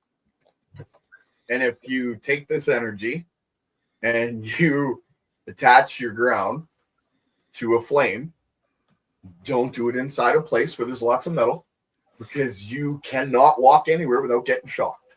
You've now electrified the whole room into negative energy. Yeah. So don't play with flames. And it has to be a plasma lighter. I should say that. It can't be just a regular BIC. It has to be a plasma lighter. And the casing is what you're wiring to. And yeah, you don't want to touch anything near it, because I got shocks that I didn't like. I shut it off right away. Yeah. I was going to say, can you share that with us now? But like not right now, I can't. But you know what? Maybe I will do a video on that. That's I might just do that. It sounds good. So hold on, before you ask any more questions, I want to go back to the video real quick. Yes. So make sure we got it here. So I just want to play this part again. Now, Sean, you said it lit up more, right? When you put the bulb down to it? Right. Yes. So, but did you look at the distance though? So if I have it here, you see how far away I am? Yeah, it's crazy.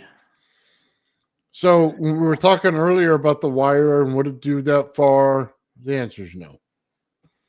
No, not at all. It would never go that far. That's insane, Nathan. That's absolutely incredible. It's I'm still. Yeah. I love the distance, but my brain blows when you touch the dirt and it lights Yep. up. Same with me. Yep. Just My boom. jaw dropped. Yep. Yeah. I Well, was.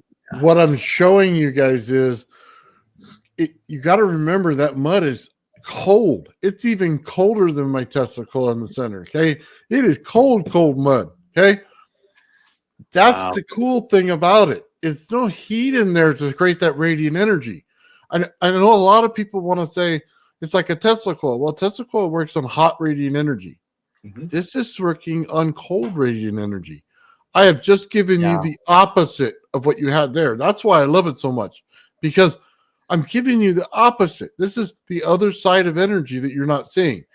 Mhm. And Yep. yeah, Yeah. What you did is accomplish what Bearden was talking about, but you did it with a Tesla coil. You pulled the heat right out of it. Amazing. Yeah. That's so amazing. Yeah. so we'll go back to this because you guys like it. I'll show it. Yes. Look at that. Right there. That's Crazy. beautiful. It's a rock, and not even a rock. It's a dirt clod. Wow. So crazy. It's just that emanation of energy from a pile of dirt. So there's in the chat here, Sean, thank you for trying the experiment with hanging the ground wire above the Death Star coil. I was hoping you would have tried it further up to see if you could get it to reach out further. Yeah, I can do that next on my next Wednesday's presentation. Yeah, sounds good. Oh, I Yes. don't. Hey, Yeah, sorry. I seen that after. oh yeah, but the question's good though. Yeah, it is, but we can't put up that part though. Do you want me to tackle this? Go for it. Okay, so Yeah. I have a theory that 12,500 years ago, there was a war. And when the pyramids were in operation, this energy was everywhere. That war could have been considered a scalar war. It's just a theory. I could be wrong. But the Mexican pyramid, I can't remember what it's called, but there is evidence that it exploded from the inside out. And it's been documented. And there's multiple places where step pyramids were blown up from the inside out. So it makes one wonder if pyramids sitting on ley lines 12,500 years ago got into the scalar war. The question that was asked was, I wonder how the ice age occurred. Well, maybe they got into this war, somebody set something off, created too much cold, and it just kept going. Interesting. Never Wow. run away. Chain reaction. Absolutely. The only way to stop it would be to shut down the pyramid itself that's causing it. Wow. Interesting theory. Thanks for sharing. Anyone tried building a coil with a coax wire as a bifilar? I use them as high voltage lines, but because I don't know, say, they have that centerpiece in there that's a plastic around it, it may negate some of the effect. And that would be something that would be bad. But I'm not opposed to trying it. But you couldn't wind a coil the conventional way of a rodent coil. It'd have to be the unconventional one way only. And then take those two coils and why this energy is running this way, this energy has to run this way. And then we'll check the center. And we'd have to put a bifilar pancake coil in the center in order to pick it up. So that would be how I would say it if you want to use something like that, but you're not going to get what you think you are out of it because of that plastic. That's my opinion. Can I elaborate just a little? Yeah, go for it. Please, yeah. So my experiment with coax cable was to take the outer sheathing and I ran a pickup coil on the outside of my coil. That pickup coil went to the outer sheathing. Then I ran a pickup coil to the center of the open core of my coil. That energy went to the very center line of the coax. Wow. I'm at 200 feet with zero losses. Incredible. Wow, that's incredible. So I don't know if it's the energy or it becomes superconductive the way it's set up. It's the fields. Right. If you stop thinking of everything as electrons, you start thinking of as fields, it makes perfect sense. Yeah, because it creates a field in the whole system, and it's instant at the other side. Because the center can't go out any further. It's trapped by the outside field of that. Even if it's just a ground, it's still trapped inside the field. So that can't expand from the center any further. It has to stay exactly where it is. That makes sense. The only thing that's stopping me from going further is I don't have any more cable. Oh, yeah. Well, I want to go ahead. Oh, I'm sorry. What was his name that came up with that field? Drawing a big blank. Toy Maker loves the guy. What's not sure. The guy that talks about the high voltage lines and stuff that did all the energy for AC. Oh, I know who you're talking about, but no tongue. I can't. It's on tip of my tongue, right? I'm sorry. Yeah, he did hysteresis, huh? No, it wasn't Tesla. He did hysteresis. Oh, Steinmetz. Sorry, Steinmetz. Steinmetz, yeah. Steinmetz field theory of wire is what you would actually apply in that situation. That's the terminology. So Nathan Gerald, Straight Dope, says he can help write the paper. He's good at stuff like that. Oh. So not sure if you guys want to maybe get his email address or something, or a way to connect with him. We know Straight Dope. Oh, you dude, know Straight Dope. That guy bins everything. Yeah. Joe. We have Bastian Nebrius Alexander. He said he can help write technical papers as well. Okay. That's good to keep in mind. Nathan and I will have to converse and figure out exactly what it is that we're going to do with that. Because it's a kind of a group thing, right? It's not. That's a group thing. Right. Another Gerald, please draw a schematic. You guys just want me to draw a bunch of. No, you don't want that. No, it's all my good. goodness. They want to see if a third one shows up. No. What are you going to do with a third? So Nathan, we're running at about 55 to 60 people in the chat. Do you want to run that video again for people who might have missed it? Yeah, which one did you want? The one where you touched the light bulb to the dirt clod and how that all worked. Yeah, I could play it from the beginning if you want. Absolutely. Yeah, just because we're already an hour 42 minutes in. Sean's right. Yeah. The people that have just come in need to see it. I'll shut up. Okay, sorry, I'm pushing buttons over here. All right, here we go. We know our mud's right here. We have our wire. Simply right there. We're just going to put it into the mud. It's going to go right over here to our Tesla coil. Again, wire's not connected to anything. We're going to put it down our Tesla coil. Make sure it goes to the bottom so it doesn't create spark over. Now, we're just going to use the Slayer exciter circuit. We're going to light up a light bulb next to the Tesla coil. Then we're going to light up a light bulb next to the mud. Here's the question. Will the mud be able to light up a light bulb at any distance? Interesting thing to see. Let's find out. We're going to turn off the lights and start our experiment.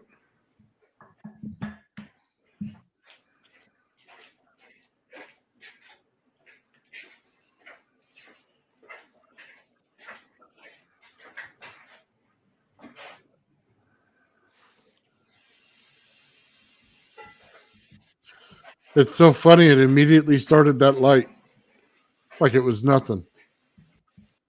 As we can see, we have our Tesla coil lighting up a light bulb at a distance already.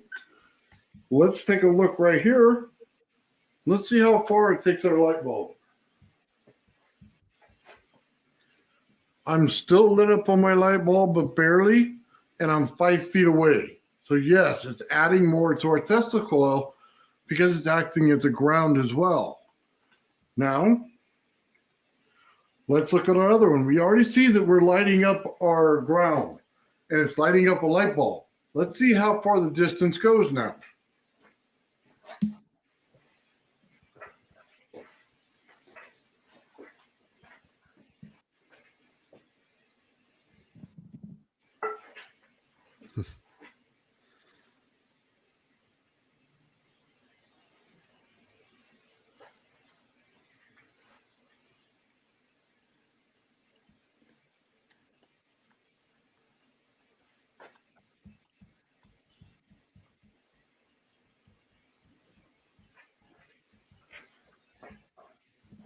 As you can see at a distance, we're lighting it up pretty good.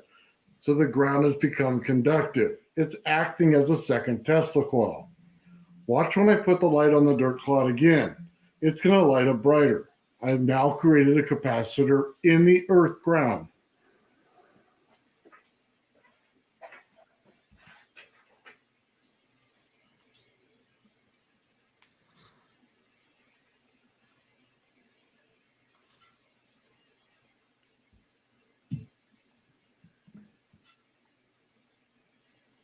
That blows my mind every time. Touched it to a rock.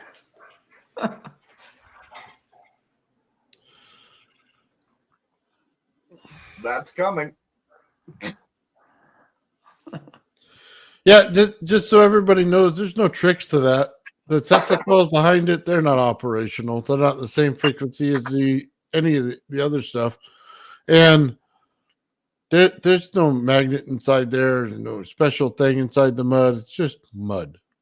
So it's one of those experiments. I'm showing you exactly how I do it so that you can replicate it. That's kind of the point here. I'm showing you the wire going down the throat. I'm telling you what circuit it is. I'm telling you that I have the circuit on my site. You can look at it anytime you want and replicate it. And you could go on and build this thing yourself and find out the distances, and you can see exactly how it works, and then you could test it, and you could tell me all the flaws in the world with it. And it's only going to help the science when we do it.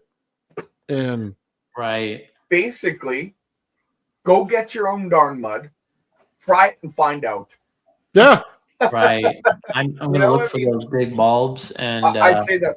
Yeah, I say that with lots of love, though, not, So Stefan is in Ireland. He says it's 1:30 a.m. and he's up until 6 a.m. Great show. So wow, what a committed right on team member of the Fringe Science Group from Ireland. Yeah. Yeah, thank you. Tell you what, we got people from everywhere, man, and they're just awesome.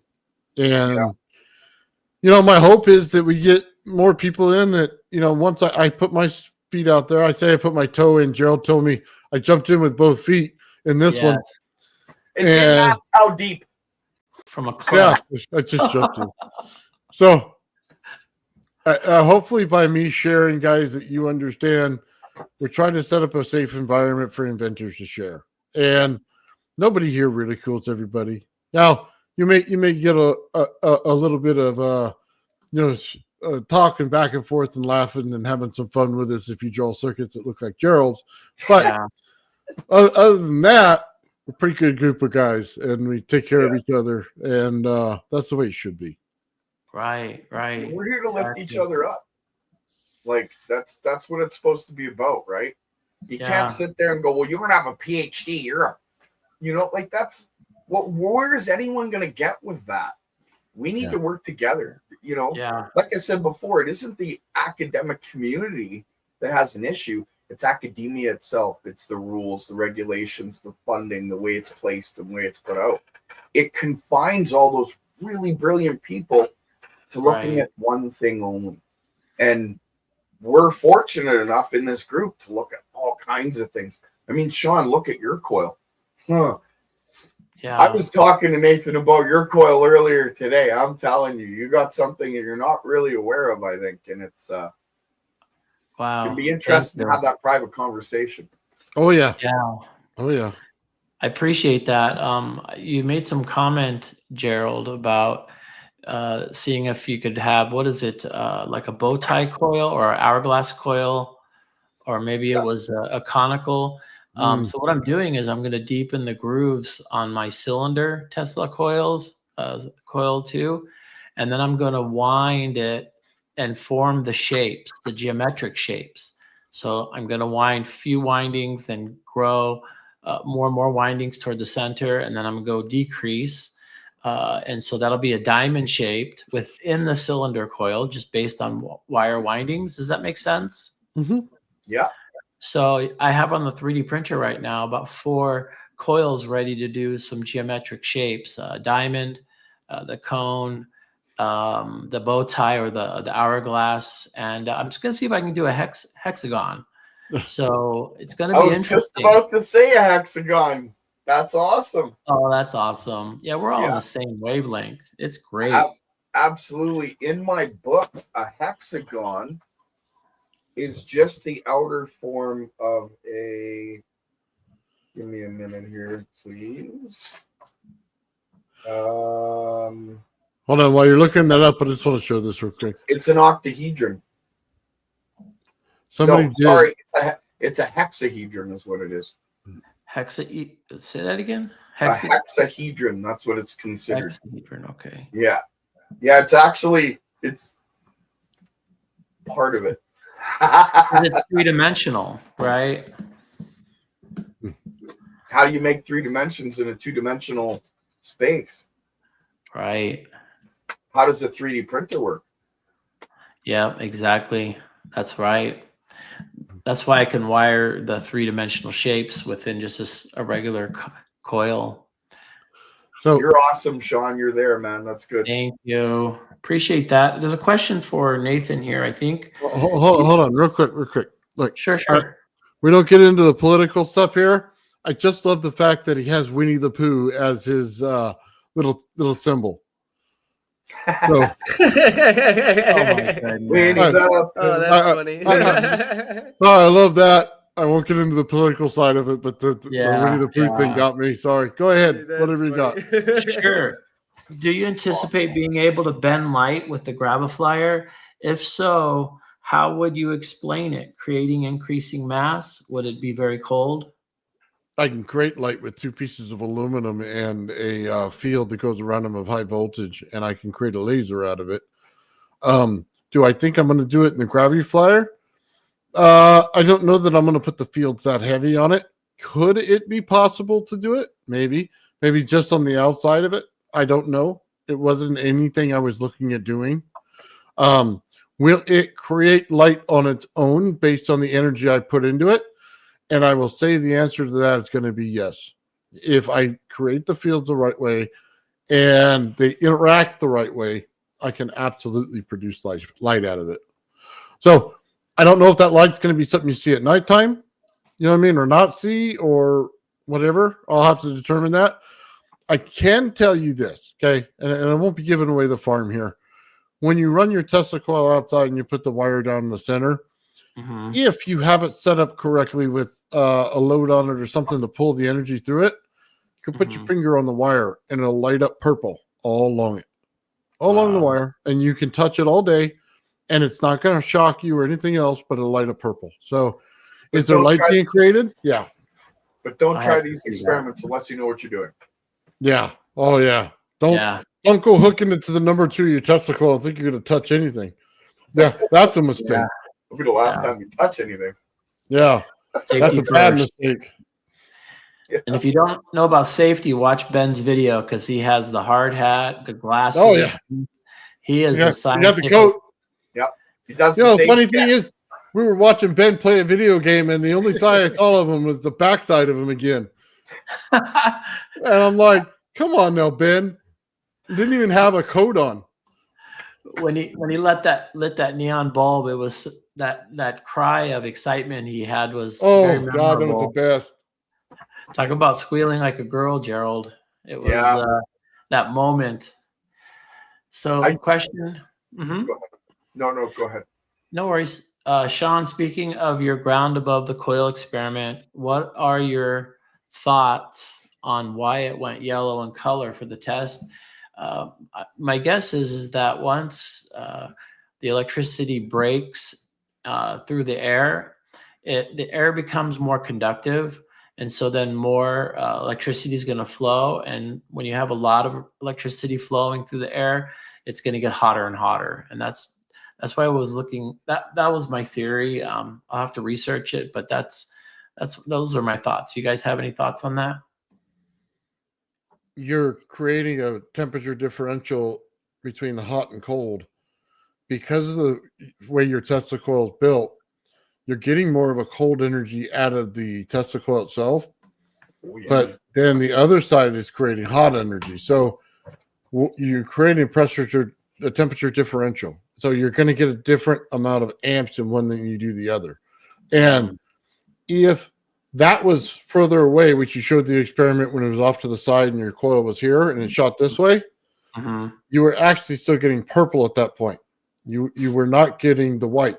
So as it shot this way, you didn't create the temperature differential because you didn't have it at the right distance. So when you closed the distance, you created the differential. Now you change the electricity in that particular area. Yeah, and the temperature differential creates automatically a voltage difference, which allows you to, it creates current just as it's seeking ground, because all systems seek balance. Yep. That makes sense. Totally makes sense. Big key right there. All systems seek balance. So when you're only on the hot side of electricity, you're not seeking balance. Yeah. So there's a question. I'm sorry, Sean. No worries. Just quick, and Gerald, I'll give you the floor. I turn into a pumpkin in 5 minutes, so we've been going 2 hours, and I've been having so much fun. We understand, Sean. Tell it's us. okay. We got you to the ball. We're not going to get into the shirt thing, okay? Oh my goodness. Yeah, we'll leave that one alone. All right, you want to do one more Gravity Flyer question, and then go for it. Question. Sorry, there's a question from Curtis Horn I wanted to address. Go for it. So the question is, have you done the toric to toroids like Bob Grenier talks about? I have a lot of respect for Bob Grenier. He's done an amazing job at his research. He knows what he's talking about when it comes to EVOs, which is exotic vacuum objects / ball lightning. But the coil system that they're playing with is dangerous. The fields that it creates, I wouldn't play with that if you paid me. But I've reached out to Bob Grenier and told him what this system does, and I'm might be discussing things with a certain company in the near future about looking at this system, but it has to be discussed amongst the group. I'm not going to go off and do it on my own. But I don't believe that the toric of toroids, Bob Grenier's system, is something that everybody should be playing with. Can it be used? I'm sure it could under certain circumstances. I just don't think that the fields it's producing are healthy to be around or even close to. That makes sense. Yeah, thanks for that. Appreciate it. Yeah, so one more Graviflyer question. Do you get cold with the Graviflyer, and does being colder give it more thrust? Does colder make it have more thrust? And do you get cold?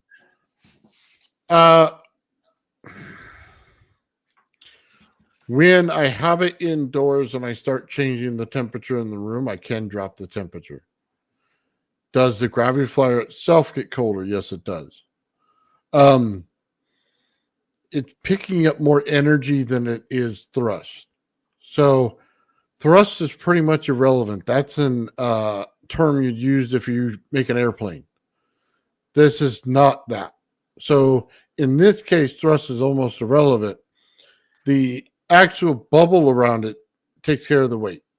So if you don't create the bubble, the weight is going to kill you and you have no thrust and you're in the area you're at. When you have the bubble, weight's irrelevant because you're creating your own gravity field inside of it. So now you are irrelevant to the gravity field of the Earth. And now all you're doing is moving in between the dielectric with the same energy of the Earth. Now basically just like a bubble inside of a field. You can move all around it all you want, and it wouldn't matter. It doesn't even think that you're there, basically. So that's the difference. You're applying terms of, airborne airplanes, stuff like that, to an anti-gravity gravity thing, and it's not the same thing at all. Is a better term for thrust than like flow? Would you describe it more as flow? Field, right? The flow of fields. But it's fields, moving fields is what, like frequency. Yep. All right. Awesome. Hey guys, it was a huge pleasure. I appreciate you letting me jump in the chat and picking your brains, because you guys had some really good answers and it helped me a lot to understand. So I appreciate that. Hey guys in the chat, much love. And I'll talk to you guys soon. Thank you, Sean. Always an honor, Sean. Awesome, Sean. We love Thank you. You guys are the best. Talk soon. Bye. Bye. So there was another question by Curtis Horn. He said, okay, so does the bubble get stronger when it gets colder? You can answer that question. I'll just add to it a little bit right now. The temperature, colder or hotter, is more of a side effect of the system running than a goal that we're trying to set out to achieve. Could you make an electromagnetic refrigerator from it? Sure, but there's other things that are going to occur in that system that have to be accounted for. It's not really worth doing something like that. So, as I said at the beginning, the temperature and the way we play with it is more of a side effect of something we're trying to get in the end. Nathan? It'd probably be easier to understand it if I just said a toroid. Okay. So if I just said a toroid, now your mind can be wrapped around it. Now, if I'm getting colder, it means that the energy flows faster. If it's staying the same, I'm not moving much. Okay. I'm at a very slow speed.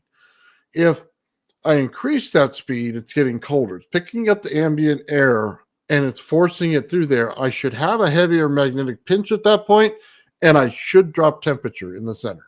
So if you can imagine it as a toroid, but as a craft, it's doing that now. Now it's doing it to a flat plate.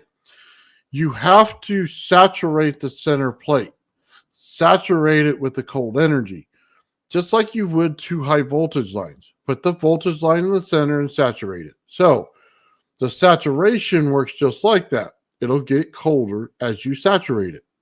That's probably the best way to say it. It happens to me all the time. So what you're saying is the pinch and the compression of the pinch and the saturation is what makes it stronger, not the actual bubble getting colder. It's more of the flow. Yeah. It's the flow. It's not the. It's if my degrees outside are 40, and I'm taking the air, and then I'm pinching it inside of a field, right? Yeah. I'm now bringing that cold air together with more cold air, and I'm eliminating any heat source from it. Therefore, it's going to get colder to the center of the field. That's how I see it. That was explained perfectly. That's what I was trying to pull out. Sorry. Yeah. All right. Go ahead. Pencil dust, graphite. I don't know what that was all about. Graphite pencil dust. It sounds like somebody's looking for the magnetic field of something. I think honestly, people took too much into the magnetic field. The magnetic field is there to create the flow. So when you get that flow, it's going to go. Now, Gerald creates his coil differently, so he's going to get a better magnetic field, and it's going to create different things in his coil versus anything else, any other system. Yeah, when I talk about my system, I apologize, just to clarify to the audience. Nathan does the same thing at a slightly different scale with Tesla coils as I do with the Vortex coils that I work with. Mine does a little bit different things. There's some more anomalies that come into play, but it's based on the same principles, both things. Yeah. Curtis Horn asks a question. Are you seeing actual temperature dips when you run these devices? You want to tell him one of the stories, or you want me, or you go for it. Okay, so I did an experiment with an aluminum plate, and when I touched the aluminum plate, it felt like I got a shock, and I got so cold I got the shivers, and I had to go inside, and for an hour I had a blanket wrapped around me. Because what had happened is I absorbed that cold temperature that I was working with, and all the heat literally drained out of me like that. So am I seeing temperature dips in these systems? Absolutely. I even have it on my infrared camera, one of my videos. So, yep.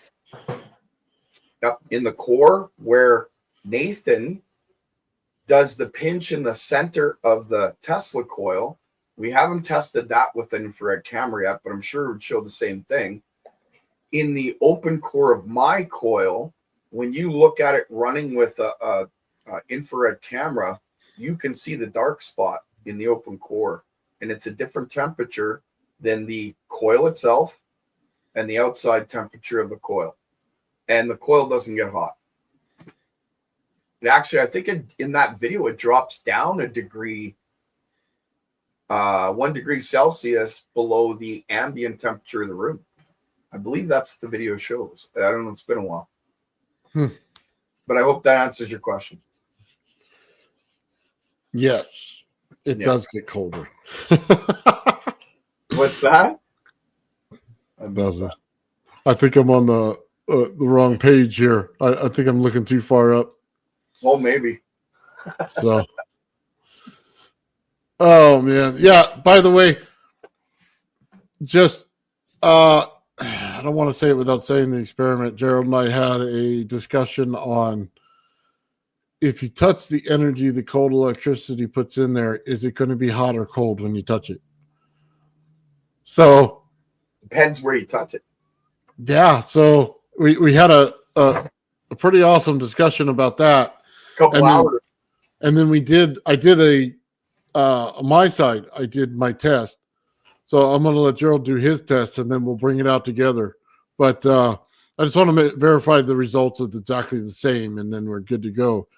Yeah, because if it is the same principle like we believe it is, then your test and my test should show that, and it should be almost conclusive. Well, of course, it needs to be rigorously tested by others, but at this point, that's what we're leaning towards. So, absolutely. So this is awesome. Like, this is, you guys got to understand, this is the beginning of it, right? Yeah. Well, the really we need, when you're done with your theory, Gerald, it's going to start answering a lot more. Then we can get into some of the technical details of how this is working, because it's kind of like putting the carriage before the horse if we do it now. So, sorry. Go ahead. No, I just finished adding pyroelectricity into the theory because I had to make sure that temperature, like in the theory itself, that I placed temperature properly so that it was conclusive. I kind of messed some things up a little bit, and then when I went to explain the theory that day and I didn't have the video set up, I went back and I did some editing and rewrote the paper, and now I think I got it dead on. But again, I'll bring it out, and then I guess this is a peer review. Yeah. So, because I mean, you guys work in a garage. I'm a basement dweller. That's right. We're out of the blue. Hopefully soon we'll have something theory coming out of Gerald's side, and we'll get it figured out. So sooner Gerald, than you think. Curtis says there was a good reason he was asking about the temperature. Now, I know you know what the reason is already. There is a good reason I'm asking about the temperature. Yeah. It's a key to your system. We all know that. That should be a pretty much evident by now that the one thing we play with all the time is the temperature. Everybody thinks it's all the volts and high volts and high this and high that. And It's actually not really. It's kind of the opposite. It's very low. But we use volts and certain configurations of electromagnetic geometries to compress, push, and move the temperature where we want it to be. Rather than the temperature being a problem, we define what the temperature is going to do for us. That's one of the ways that we actually collect entropy. Yeah. Mm-hmm. That's why I keep saying, I'll say it again. They do not understand the cold side of electricity, so they only can play with half the equation. And if you play with half the equation, as everybody knows, you're going to fail. And we want you to succeed. So start playing with the other half and start writing your papers with both sides. You'll start to see the math works out. Yep. You won't have to make up anything else to the side about illusions. Let's just make it up about the real stuff and let's go for it. He knows.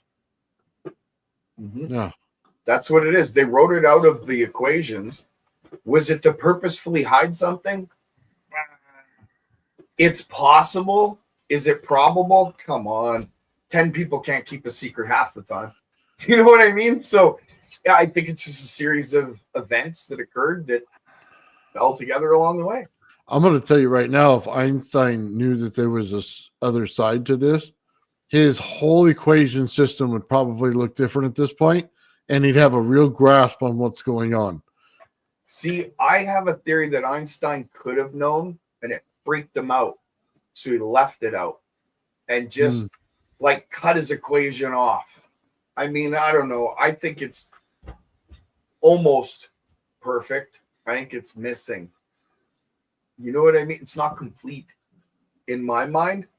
I can't be I'd be grandiose to say I could complete it. I can't do that. But in my mind, I think it's missing something. Well, he never unified, the two fundamental physics, so there should be something missing. Or he did, and the establishment didn't want it to come out in that way. We don't know. Either way, something's missing. But something's missing. Let's see. Curtis says, well, if you watch my talk, you'll be able to see those equations would have look like.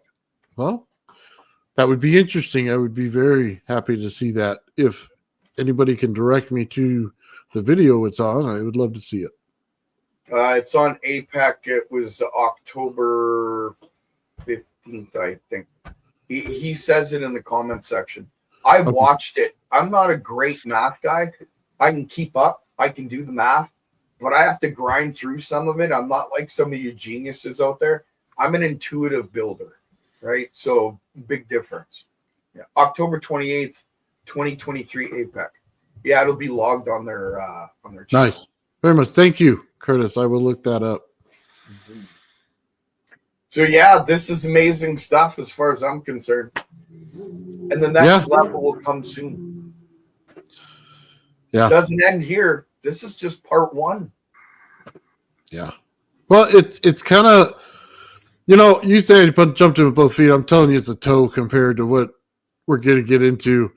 I'm and that sounds bad because I'm doing stuff that other people haven't done, and they heard Tesla could do it, but they haven't proven it. And then, whether you get on there and prove it or not, I could tell you the next experiment that comes after it absolutely proves it. So, and think then what the you one will. after that is going to show something people don't expect, but it goes along with that proof.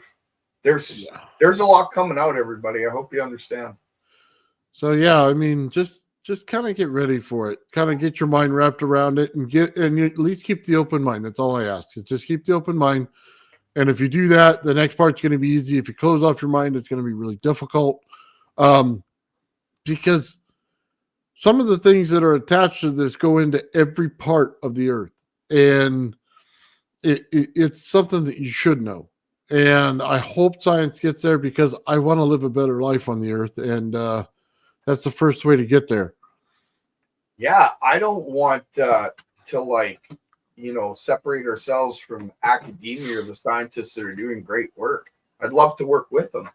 The issue is because I don't have a PhD or an MP3, so to speak, it's like they want to control the narrative to the point where they're saying it has to be like this, or you can't do that because these equations and this physics says this.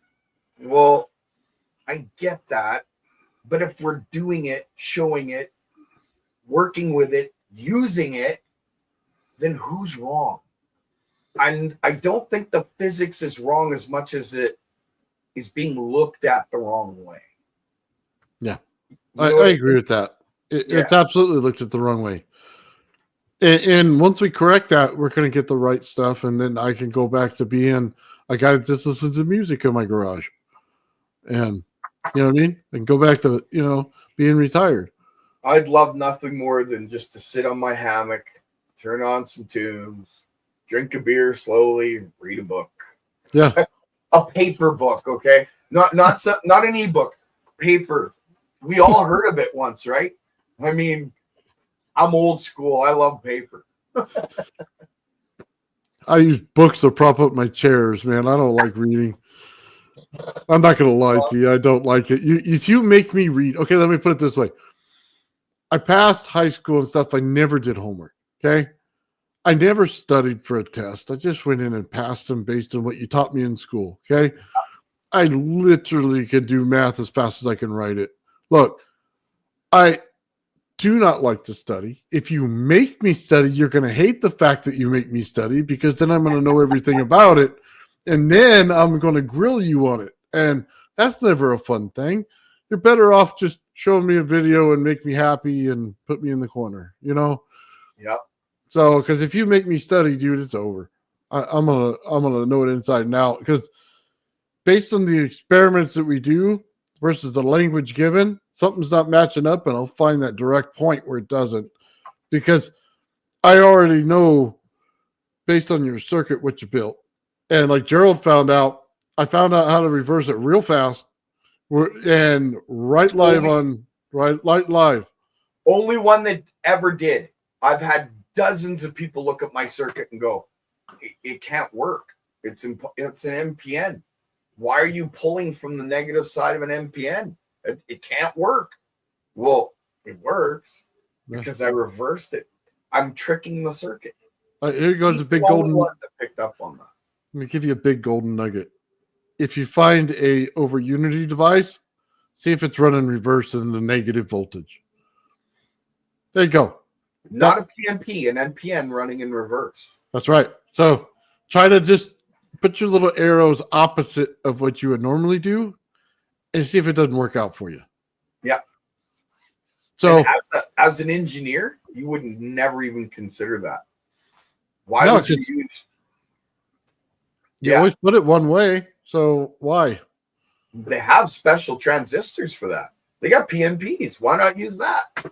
Well, it's kind of how it's kind of how I move the heat around the system a little bit. It's one of the factors, not the only one.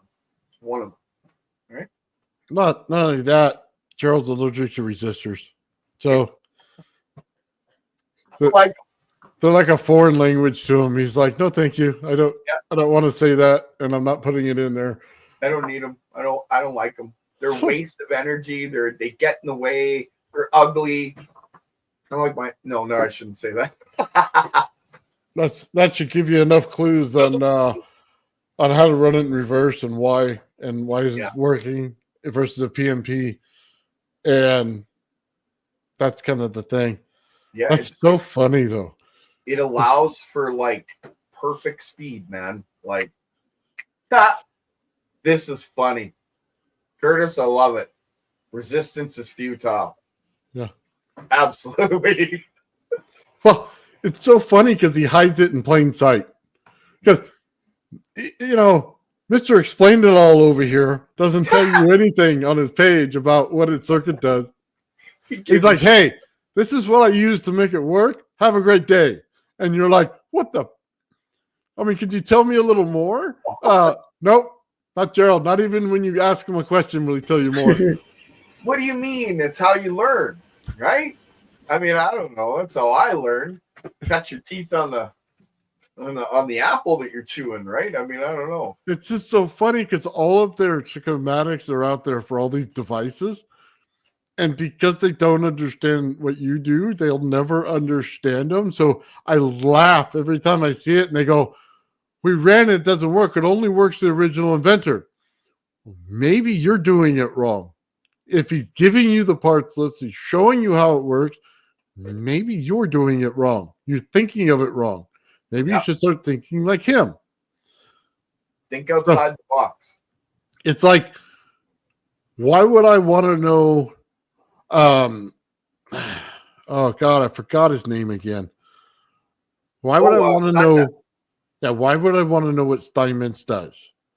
Because if you take Tesla and you take all the stuff Steinmetz did, now you're going to find out what's in the middle. What did he take out of Tesla's work? Now, when you take out all the stuff he did from Tesla's work, you find every anomaly in your system. When you run in reverse, every anomaly matters. Now you have your blueprint for where to start. So one could say that Steinmetz pulled the negative part of the circuit out, or one could say he was commissioned to pull the negative end out of academia. There's no money in the negative end. There's money in the positive end. Well, when you have both parts of the circuit, you're able to create more flow. Okay, we'll put it that way. We'll say, I don't like over unity. I don't like free energy. Both those words have been, like I said before, bastardized. But when you're capturing the flow, you can capture a lot more. It's like a teeter-totter, right? You're going back and forth, back and forth. I'm sitting in the middle, capturing both sides. Yeah. But that's not what they want to do. See, they want to make money off of it. So if you want to make money off of it, what runs the meter? And it doesn't matter how hot it gets, we can deal with it. And when they show elephants getting electrocuted, then obviously you know it's bad, but is it cheaper? And will it go further? And that's all they cared about. That was it. That's how that works. Now, look, if you said cold electricity would make them a ton of money, everybody would come out with a device tomorrow. Yeah. That's the way it works. Yeah. Yeah, and we're not saying, shut down the companies, do this and that. No. There's so many things that you can use power for that even if this was to come out on a large scale, it isn't going to affect the companies at all. No. Look, I live in California, the master of bilking you for every dollar you got with an energy company. Okay. Yeah. They'll just slap another label on it and they'll make you pay more when it costs them less to make it. That's the rule in California. So everything that costs them less, they have to make you pay more for. That's how it works. And it doesn't matter what it is, their lines are still going to break down and not give you all the energy you want. That's a rule. So every summer we have to turn off our air conditioners and sweat like dogs in our houses. Oh, that sucks. Yeah. And then, see, you got to understand, then you got to thank them for all the welfare programs they give to everybody else and never to you. And then I think you'll be ready. So do I think we'll ever get out of paying for power? No. And they'll make it a different system. Pretty soon, they'll just have a barcode on your forearm and you just get to pay that way. And that's it. And not this guy. Well, that's the way they're going. That's the way they want to run it. I ain't taking barcode. I don't care how big you are. Bigger they are, the harder they fall. Meanwhile, I'm just this little short guy, right? You know what? I am very happy in California because I have a good life, man. I set up my life good. I'm not dissing it. Hey, I may not like the government overreach in California, but I think the land is beautiful. The beaches are gorgeous, right? So yeah. Oh, they are. Yeah. No, it's a beautiful place to live, but I don't know. I don't think I can handle the earthquakes, though, man. I really don't. I lived through one in BC, and I tried walking from one end of the room to the other, and I felt like I was drunk. I was like, now I know why people just stand and don't move when they're rocking and rolling, right? Yeah. Oh, man. This has been a good one. I Yes. think we're coming to an end here. Yeah, we are. I was Yeah. going to say the same thing right now. It's been 2.5 hours, and I think we're about done. So, Yeah. but hey, guys, thank you all for watching my video today. I really do appreciate it. Hopefully, it taught everybody something, and we can all move forward together and work together on it. Look, Yeah. if you find an anomaly that I didn't take into account, by all means, tell me, and then we can figure it out. I have no problem with that. But I do want to get the understanding a little bit better, because in further tests, it will show that understanding is absolutely correct. Maybe, you may have a problem with the glass. You may have a problem with something else. It's going to become irrelevant, but we'll deal with it. And try and keep in mind, everybody out there, we've done experiments we haven't discussed that complement the experiments you've seen tonight. Yeah. So there's more to this than meets the eye, and it's coming. You can't put it all out at once. That's for sure. Nope. Nobody would understand it. No. Ben, you talk so much, man. I can't stand it. I tried to mute myself because my headphones just died. Oh, bummer. Yeah, and the machine's going behind me. I don't know. He got that printer working. He worked at Yeah, 24 hours. 89% done, and it's been going 1 day and 1 hour and 53 minutes. Wow. Must be a good printer, huh? Oh yeah, it's not missed a beat, and the drum looks amazing. I printed it with a scaffolding and everything, so Nice. we'll show you it tomorrow. We'll put it together and see if we can't see if we can get it to spin on the axis. Very cool. I got my spot cleaned up, and then Nathan and I we got into heavy discussion, and I got nothing done today. So tomorrow I'm hoping to have the 3D printer up and running. Nice. Yeah, it's gonna make everything a lot easier for you, Gerald. Yeah. I have a few things that I'm going to be making that will be interesting for everybody to see. Very 3D cool. printer's next level, man. Oh, imagine that anytime you want, you could build anything you want and just have the part ready. Okay, so before we go, this team, I have 3 inventions that I've never shown anyone that the 3D printer will be able to give me the ability to show prototypes for. I have built prototypes and I've tested these inventions, but they're one-offs at the moment. If I could put it into a 3D printer, I now have a viable device that can be sold. So I have no problem. There's one that can be patented. I don't like the patent office any more than anyone. But this one has nothing to do with electronics or propulsion or anything. It's a device to help pressure washer systems. So I have no problem patenting that, selling it, and we use the money as a group to get into a bigger project. Very So cool. it's something to keep in mind that we should all discuss in the future. Yeah. So other than that, I've said my piece. Right on, guys. All right. So today's Thursday. Tomorrow, Friday, we're going to be doing Mike Faraday's show because he's not going to be here for the next week or two, for 2 weeks. So League of Extraordinary Inventors, we're going to be doing that, and it's going to be at the same exact time, 6 o'clock my time, which would mean probably like 10 o'clock your guys' time? Not for me, no. 6. So that 6 o'clock your time would be 9 o'clock on the Eastern. And I think it's 8 on mine. I'm Central.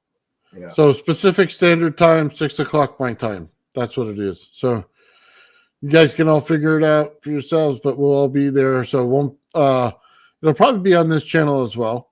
And I'll have to leave Mike an email and see if he wants to put it on his channel right away or wait till later. But yeah. Yeah. I know he was in the comment section earlier, so. Yeah, he's at work. He had to work second shift. Yeah. Works like a dog, that guy. Works hard. Yeah, that's right. All right, guys, that's it for me. Anything from you guys, Ben? Anybody? We'll see you Friday. All right, guys. See you Friday. Thanks, See you Nathan. Friday. Thank you. Thanks, Have a Gerald. good night, guys. Thanks, chat. Thanks, everybody.